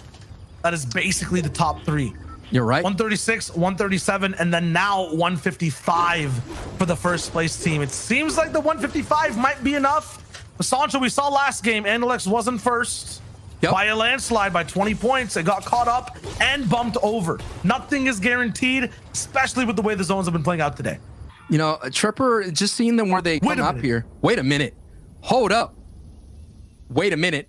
Yeah, the second trio, that third parties, is going to be Amplify, Benji, and Matzo. Wait a minute. Hey, no clutching here. I'm out. He just decides I'm going to just get out, trying to get as much placement as possible. Wow. I mean, that's what Dangerous. Well, they're hunting. They're hunting. Yeah, they're coming for it. I mean, I've seen this kind of push before from Benji. He's coming in hot, and you talked about it. Stealthy Stronghold. It's a decent POI. It's inconsistent, yada, yada, yada. But you run in danger of being pushed from the Pleasant Park trio. Think about the format, too. And he said top 24 for 5 more crucial points. 26 teams alive right now. If 2 go down anywhere else on the map, by the time Nebs delays this, it's huge value. It's a game of time right now. There's no way he wins a 3v1 against this trio. He just needs to live longer. The thing is, though, this has 100 mats. Amplify is not stopping the beams. No mats now. Makeshift. 26 still. Bubak's still alive, though. Okay. Bubak's still alive. The dream They lives. split up. That's so smart. They split up entirely. And now they can still reign for those 5 points and hopefully get there for 160. Listen, typically when a scary movie, you never split up. But hey, in scary movies, you don't get points for surviving as long as possible. And that was such a 200 IQ play in desperation from Bubak's trio. As Bubak now will keep an eye on the feed if they survive. But this is what I'm talking about. Because Tayson, Nate, and 4CR were gifted the first zone that gave them the ability to move around the map. And they're going to go push any scavenger team in the coast. And they decided to push in Holly Hedges. And wow, look at the upgraded inventory and already 3 limbs, and that means their Storm Surge not going to be a question at all going forward. Let's see if this Weeping Woods trio save it. Oh my goodness, what? Who beamed Nate? Wait a minute, who beamed Nate? Is that legal? These guys barely even saw him for 2 seconds and just took out all his HP. Tayson on the back foot can't actually use this God loadout for anything. He has to go and reach Nate so he can give him some cabbages.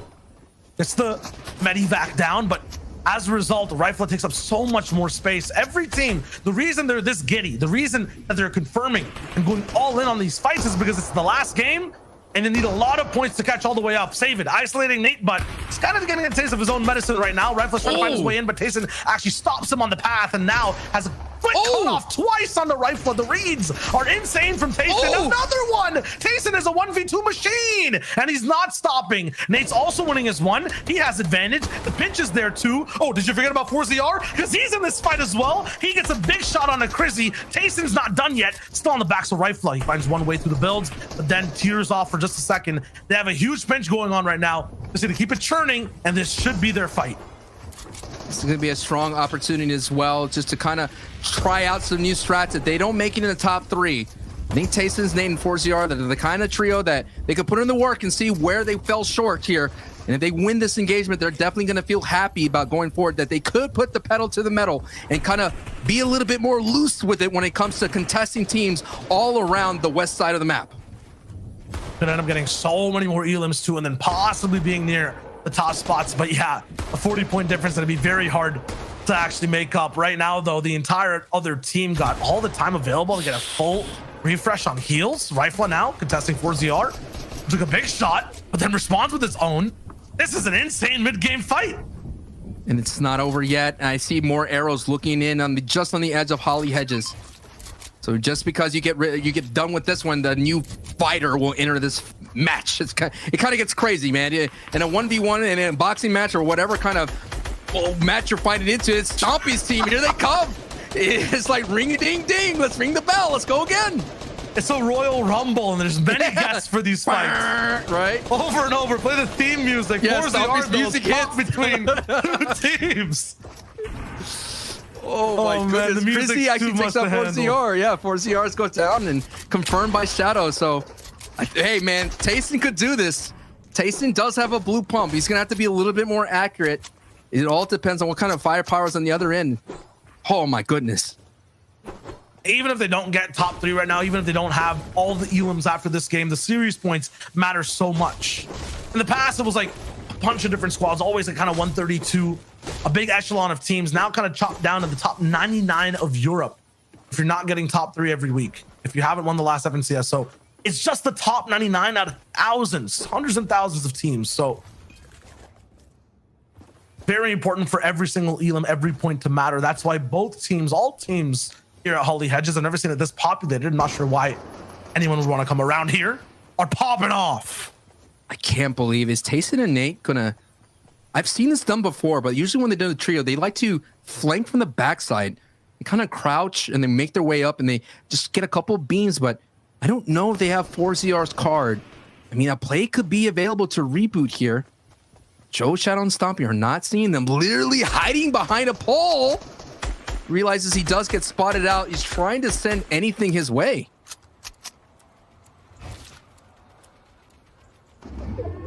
This is basically, do I start, do I go? And right now, both Tayson and Nate are fighting two different teams entirely, or at least trying to keep track of them. It's going to be tough. I feel like the more aggressive one is near Nate because they're still towards the backside. Hunting inside the zone.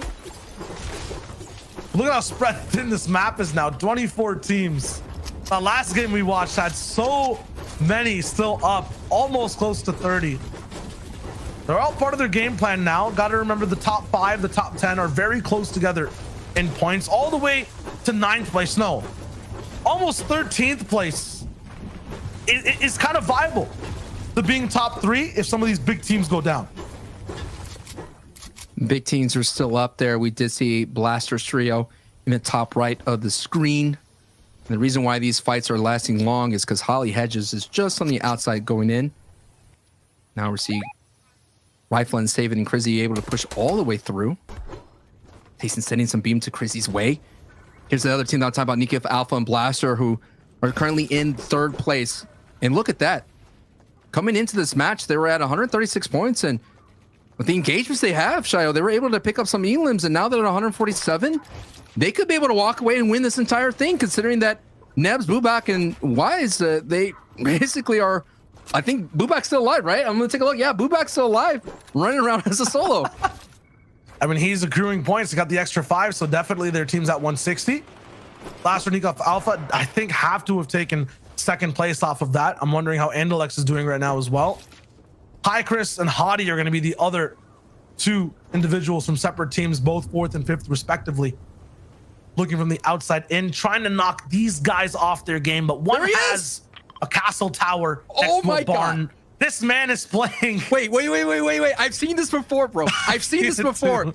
The orchard and the colossal crops has a bunch of apples, and this man is going for it. He's gonna go for it. He's gonna eat his way up to maybe a #1 finish, and he's gonna have to do it by himself. Campfires, you name it, cabbages. It's all gonna be up for play, and if no one finds him, which I doubt they will, this guy, he could do it, Shayo. He's gonna rack up valuable points. Remember, 10, you get an additional placement point. I can't believe this is happening right here, day 1 of season 6 of the qualifiers. Bubak, you're a madman, and I respect it. Yes, 200 IQ amplified. Make it 400 IQ now. The thing is, the next time we get placement points is when 17th place. Yeah, you're right. Team 17th and 10. Yeah, that's the thing. So he has a long ways ahead of him. I hope he finds all the heals he can. That's a long road trip. Oh, yeah. That's an odyssey, dude. That is an odyssey. He is, what is it, Odysseus right now, hoping to find his way home. Just look at like the state of the map right now, the zone. It's like no one's even editing out or taking shots. I don't think it's going to be possible for him to live past that 4th zone. Once that 5 tick comes in, you are not healing that out for that long. At the same time, I doubt Storm Surge will be a factor until moving, considering that the lobby is thinning out very quickly. Yeah, but I want to see it, because I would love to look at the VOD review and just see him in there like a pig, you know, truffling it all up, finding all the opportunities to get that in there. As we see that Snazy is out, X-Weez and Andalix. I've seen this duo do it before, and they have a strong opportunity to win as well. So, like I mentioned, Bubak is the only one holding on. And not in your left side picture is Bubak all the way at the orchard. I think that what is the most cerebral thing he can do is just like try to get towards Slurpee any way he can. Get the extra 1 tick. Nah. He's gonna go to Colossal. I mean, if he gets enough gold quests, he could actually rift into zone. You never know. NPCs despawn in the storm, so No chance for him to. No, I think he doesn't turn to a ghost. I think Raz turns into a ghost. Oh, for real? Okay. Yeah, he turns into a ghost. Yeah, he has an opportunity, man. I haven't happened before. You know, you were sitting there like, I'm gonna get to Raz, and all of a sudden he gets eliminated by the storm. But no, he turns into a ghost. So hey, if he does gold quest, maybe gets the farmer. He could maybe hit the cornfield. So many possibilities. I mean, I didn't think I wanted to break down this play here on an FNCF cast. Solo heal game in zone 3 on game 6 of a qualifier, because the first place team has a dude who's doing that exact scenario. He's trying to heal game it. Yeah, he's still alive. He's still alive, dude. $3,000 basically. If you're a last place team in the finals going forward, it basically look at it. You can do it. This is definitely doable. 100%. This is definitely What's the next doable. thing? The cabbages. He needs like the exodia of like. Oh, he needs more wood. Okay, makes more sense. Yeah. He's just gonna just go for campfires, but okay. Once now this it's ticking zone, hard. It's ticking hard. It's ticking hard. This is it. Fourth it might closed be a in. wrap. He's hit everything, eating stinkers. You know you're down bad when you gotta eat the stinkers. This is. Dude, you're down bad. It's like, you know, leftovers in the refrigerator. It smells a little bit. You're like, yo, you're a little bit hungry. Like, all right, I might as well get that. We'll keep an eye on the feed as he's down into eating stinkerfish, which thrown causes stink damage, but you can eat it, and it does go down pretty good. So I want to go right back. There's nothing going on here right now. They're all just in their bases. He deserves a send off. He deserves a send off, right? Send him back. He survived 2 of the craziest trios in our region. He survived Chris's trio and Benji's trio. Right now, he's surviving Big Daddy Storm. If you got that campfire off, he should still be alive. But 22 teams, there's no placement. It's the thought that counts. And right now, a lot more thinking to do for Angelex and Xqueeze. Like, in general, these guys moving in as a duo, it's going to be so much harder to play, especially with their style. Yes, you say that they have very good ways, Sancho, of playing this game out as a duo. That's when they actually get into endgame and then one teammate goes down. To get into 5th zone, then move, build with the mats, rotate, harp out.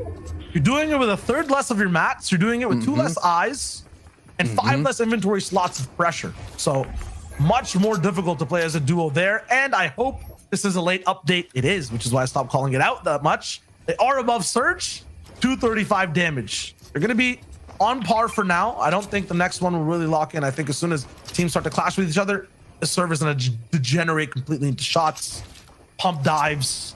It's going to get crazy. Booback has to hope that 6 people fall here, folks. 6 people have to fall. If not, Surge is going to come in and strike. You know, the Storm is always dangerous, but the Storm does not like to be embarrassed on the main stage. And it will rain terror down on Booback.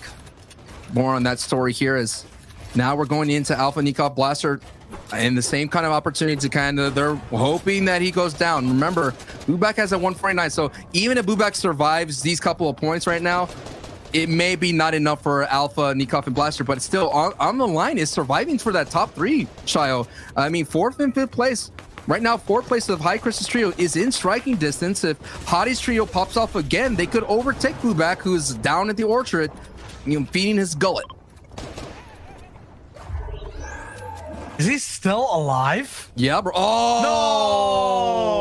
No!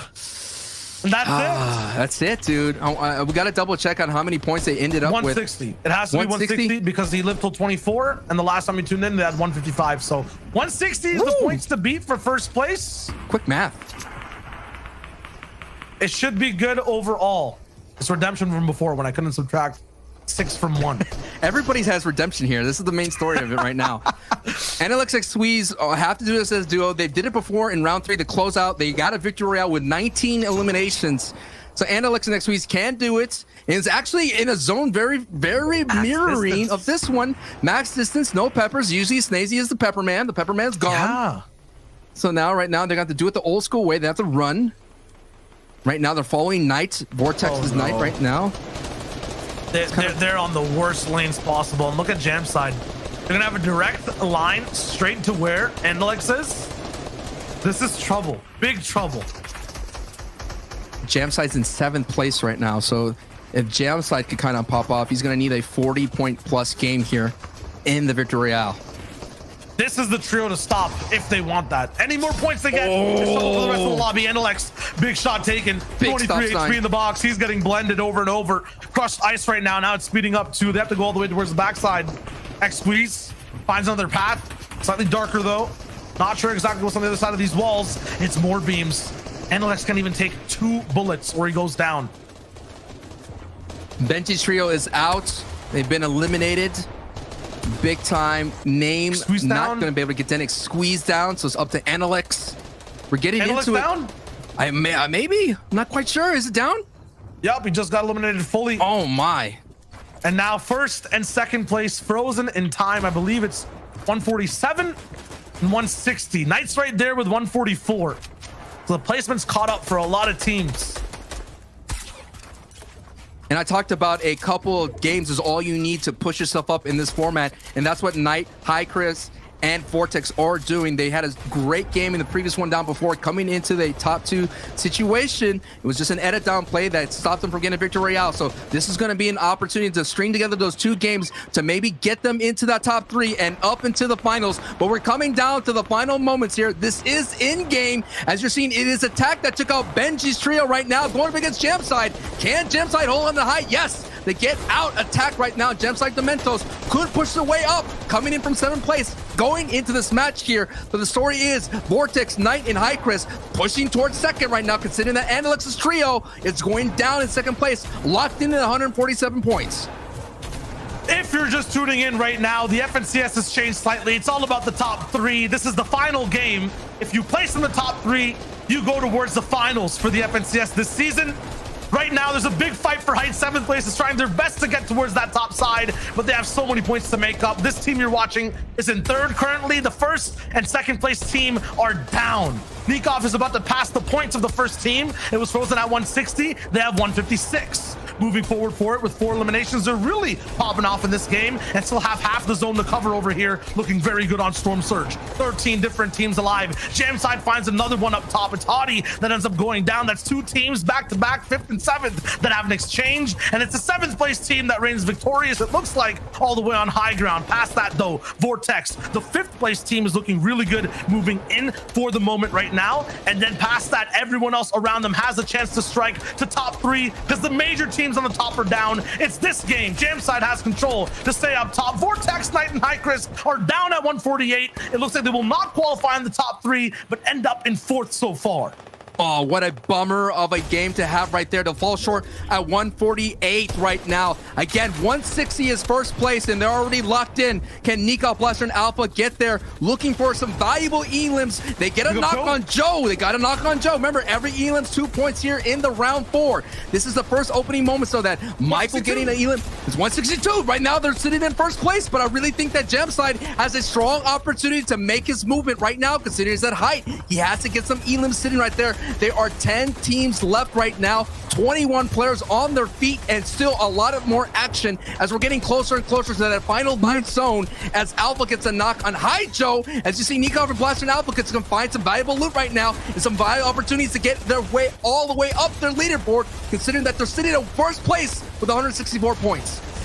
Now's where things are starting to get into trouble. 180 Mats, Nikov goes down. Blaster and Alpha have to be the only 2 to actually let this one ride all the way towards the very end. It's 3 different spots that are open though, not just 1st place. And you mentioned it, Jamside is all the way up top from 7th now all the way to the hero spot. But Alpha's not done clutching, and he gets 2 big eliminations. 176 points, keeps the dual streams alive, and is somehow still surviving and finds his teammates. That was against Paco. What a big time hit right then and there. Alpha right there, well, alongside with Blaster on the low ground, doing all that they can. Again, the last time who we got a 1st place finish in the qualifiers was the FNCS champions in Hens Trio. So this is going to be a big statement game right now from Alpha, Nikov, and Blaster, coming all the way from Craigie Cliffs, trying to send a message to Hens Trio to let them know that you will see us in the finals and we will compete for the drop stop and the rights to Craigie Cliffs.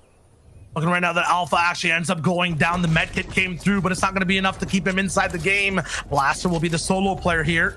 Definitely looks like he's almost qualified, but how much more can he get right now with 178 points on the board? He has a full loadout, double AR'd up. The purple shotgun's in there, but it gets blended from both sides, cut in half. It's not possible. The question is, how far has Jamside, Dementos, and Fury come through? Slender is going to be alive with 94 points. Not enough to qual, but he gets those series points way up high in the sky. Does Jamside have enough Can he clutch this out, get the win? It might be the factor that matters, that separates them. And he does find the beams and the victory royale. Jam side from 7th place to 157 points in game 6. Might have just been enough to be in top 3.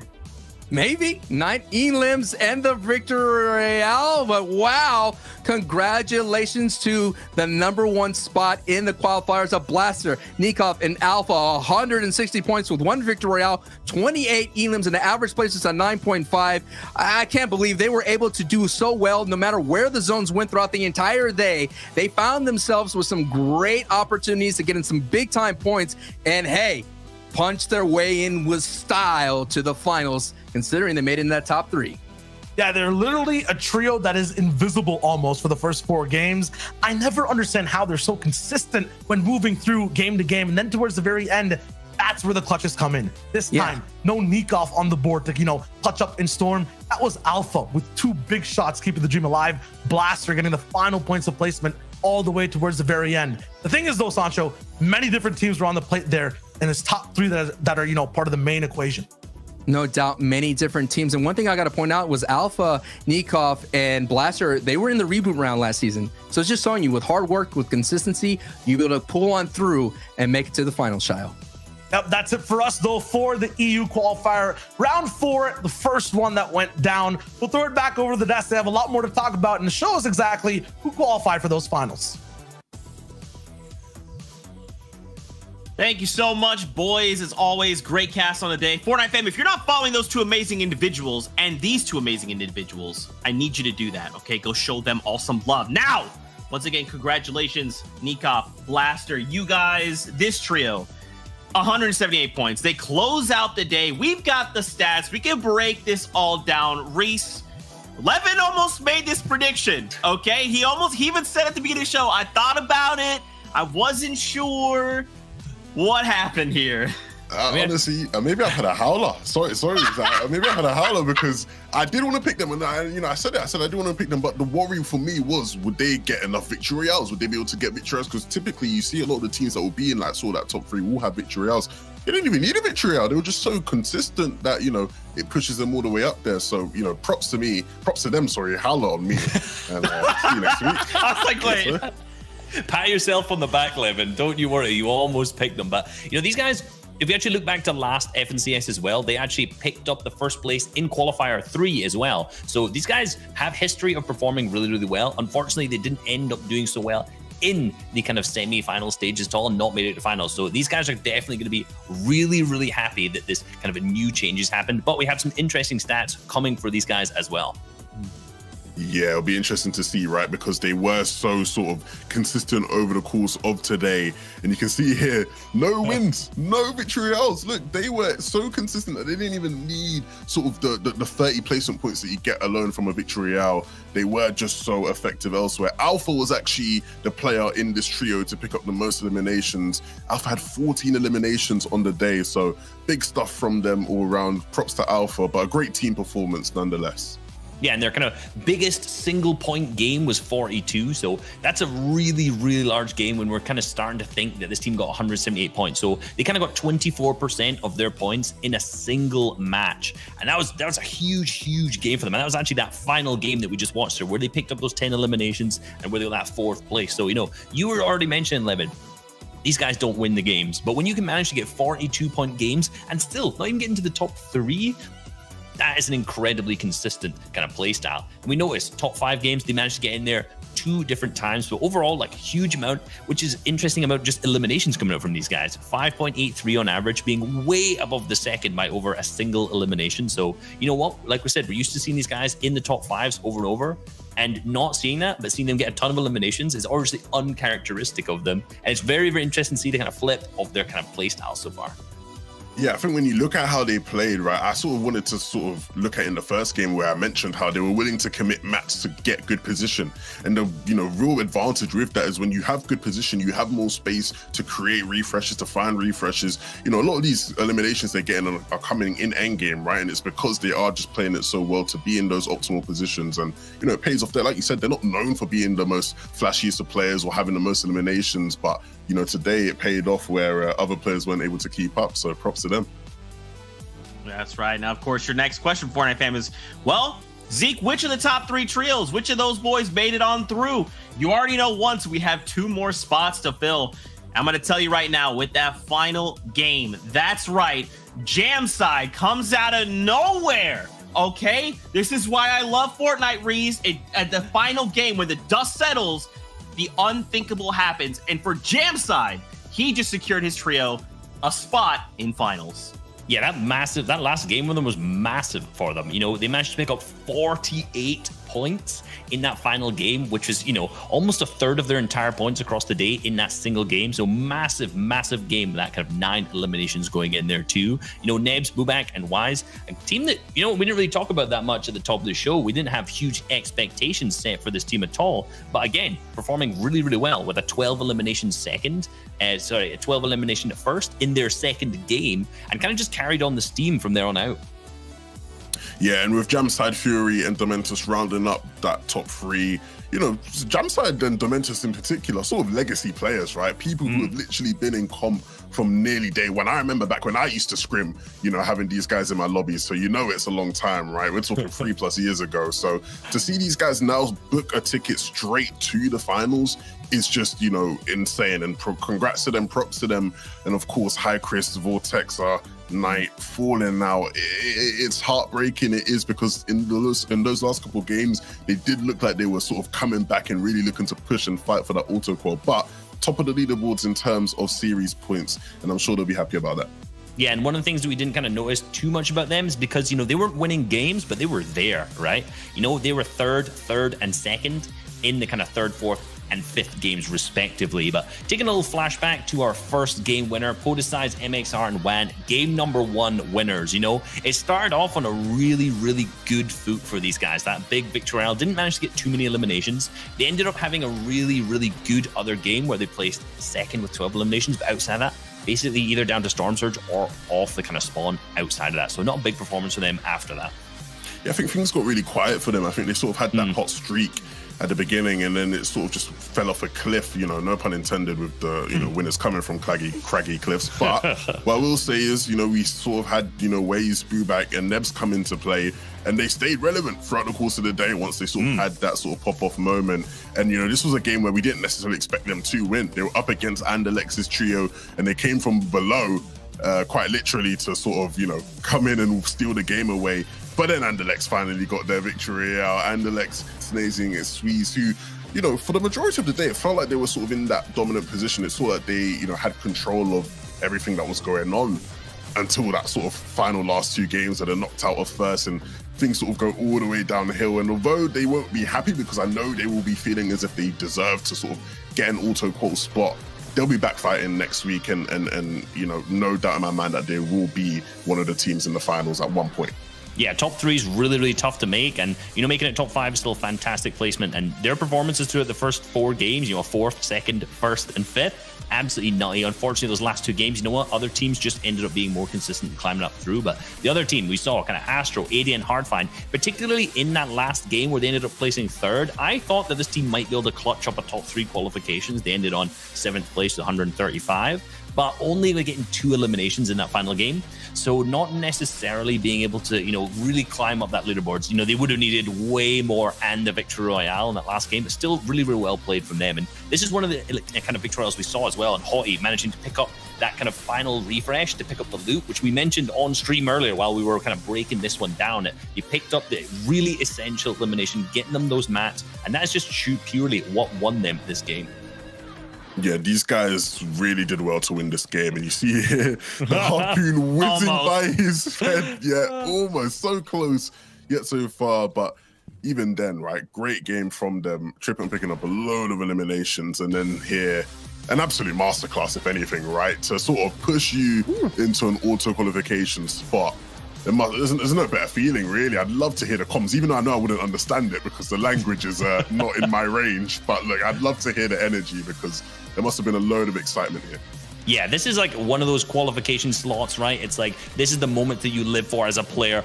Ooh, managing to qualify by hitting one absolutely critical pump shot there and eliminating that player down to the zone. I think that was Slender that he ended up eliminating there. And like, this is the kind of clutches that these players live for, and they play for, you know? The game's ramping up to win, to get that qualification shot straight to the finals. One shot between it all, that great pepper play as well. Fantastic.